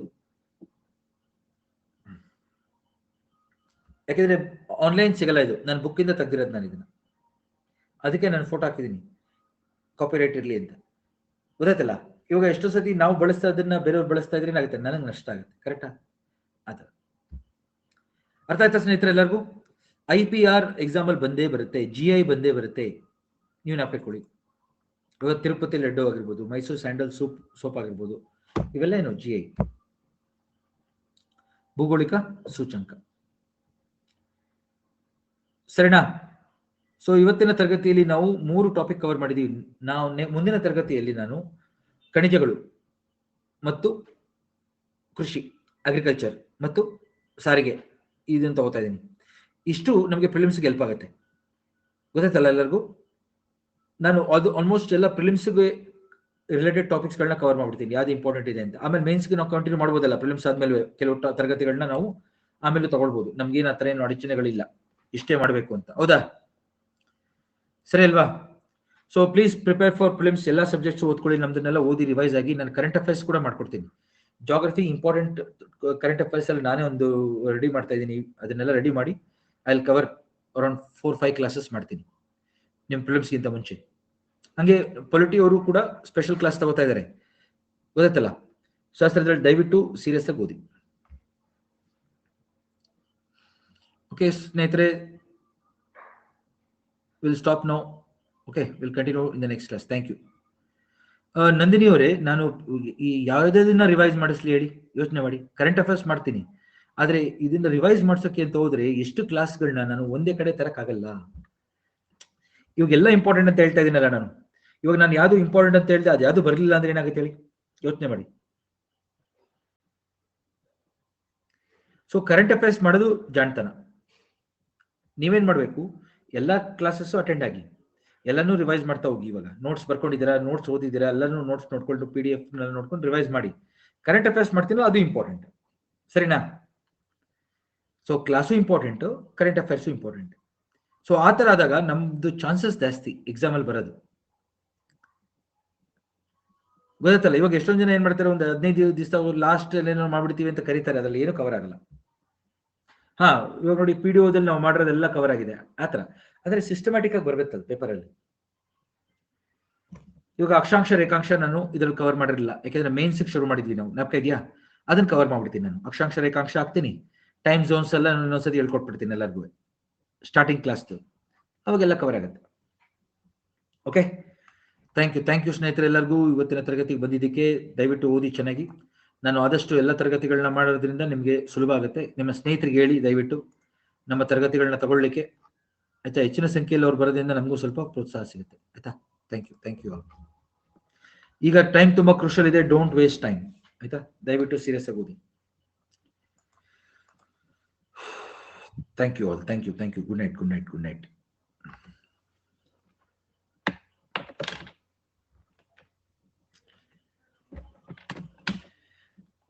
ಓಂಕಾರ ಅವರೇ, ಇದು ಸೈನ್ಸ್ ಅಂಡ್ ಟೆಕ್ನಾಲಜಿ ಟೀಚರ್ಸ್ ಯಾರು ಸಿಗ್ತಾ ಇಲ್ಲ, ಆಮೇಲೆ ಒಳ್ಳೆ ಟೀಚರ್ಸ್ಗಳು ಯಾರು, ಎಲ್ಲರೂ ಬಿಸಿ ಅಂತಾರೆ. ಸೊ ಅದಕ್ಕೋಸ್ಕರ ನಾನು ಯಾರನ್ನು ತರಿಸಿ ಮಾಡ್ಸೋಕೆ ಇಷ್ಟ ಇಲ್ಲ. ಬೇಕಾದ್ರೆ ಒಂದಷ್ಟು important current affairs science topics ಜಾಗ್ರಫಿಲೇ ಇನ್ಕ್ಲೂಡ್ ಮಾಡ್ತೀನಿ ನಾನು. ಜಾಗ್ರಫಿ, ಕರೆಂಟ್ ಅಫೇರ್ಸ್ ನಲ್ಲಿ ಸ್ಪೇಸ್, ಡಿಫೆನ್ಸ್, ಈ ಟಾಪಿಕ್ಸ್ ನಾನು ಆಡ್ ಮಾಡ್ತೀನಿ. ನನಗೆ ತುಂಬಾ ಇಂಪಾರ್ಟೆಂಟ್ ಸ್ಪೆಷಲ್ ಅನ್ಸಿದ್ರೆ ಆಡ್ ಮಾಡ್ತೀನಿ, ಆಯ್ತಾ? ಯಾಕೆಂದ್ರೆ ಇವಾಗ ಸಪರೇಟ್ ಟೀಚರ್ನ ಅರೇಂಜ್ ಮಾಡೋದು, ಅವ್ರು ಬಂದು ಕ್ಲಾಸ್ ಮಾಡೋದು, ನಿಮ್ ದುಡ್ಡು ವೇಸ್ಟ್ ಆಗೋದು ಬೇಡ.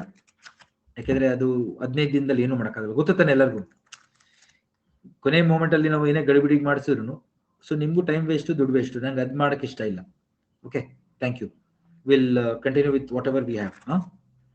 ಸೊ ನೀವು ಮ್ಯಾಗಝಿನ್ಸ್ ಎಲ್ಲ ಓದ್ಕೊಂಡು ರೆಡಿಯಾಗಿ. Thank you, thank you.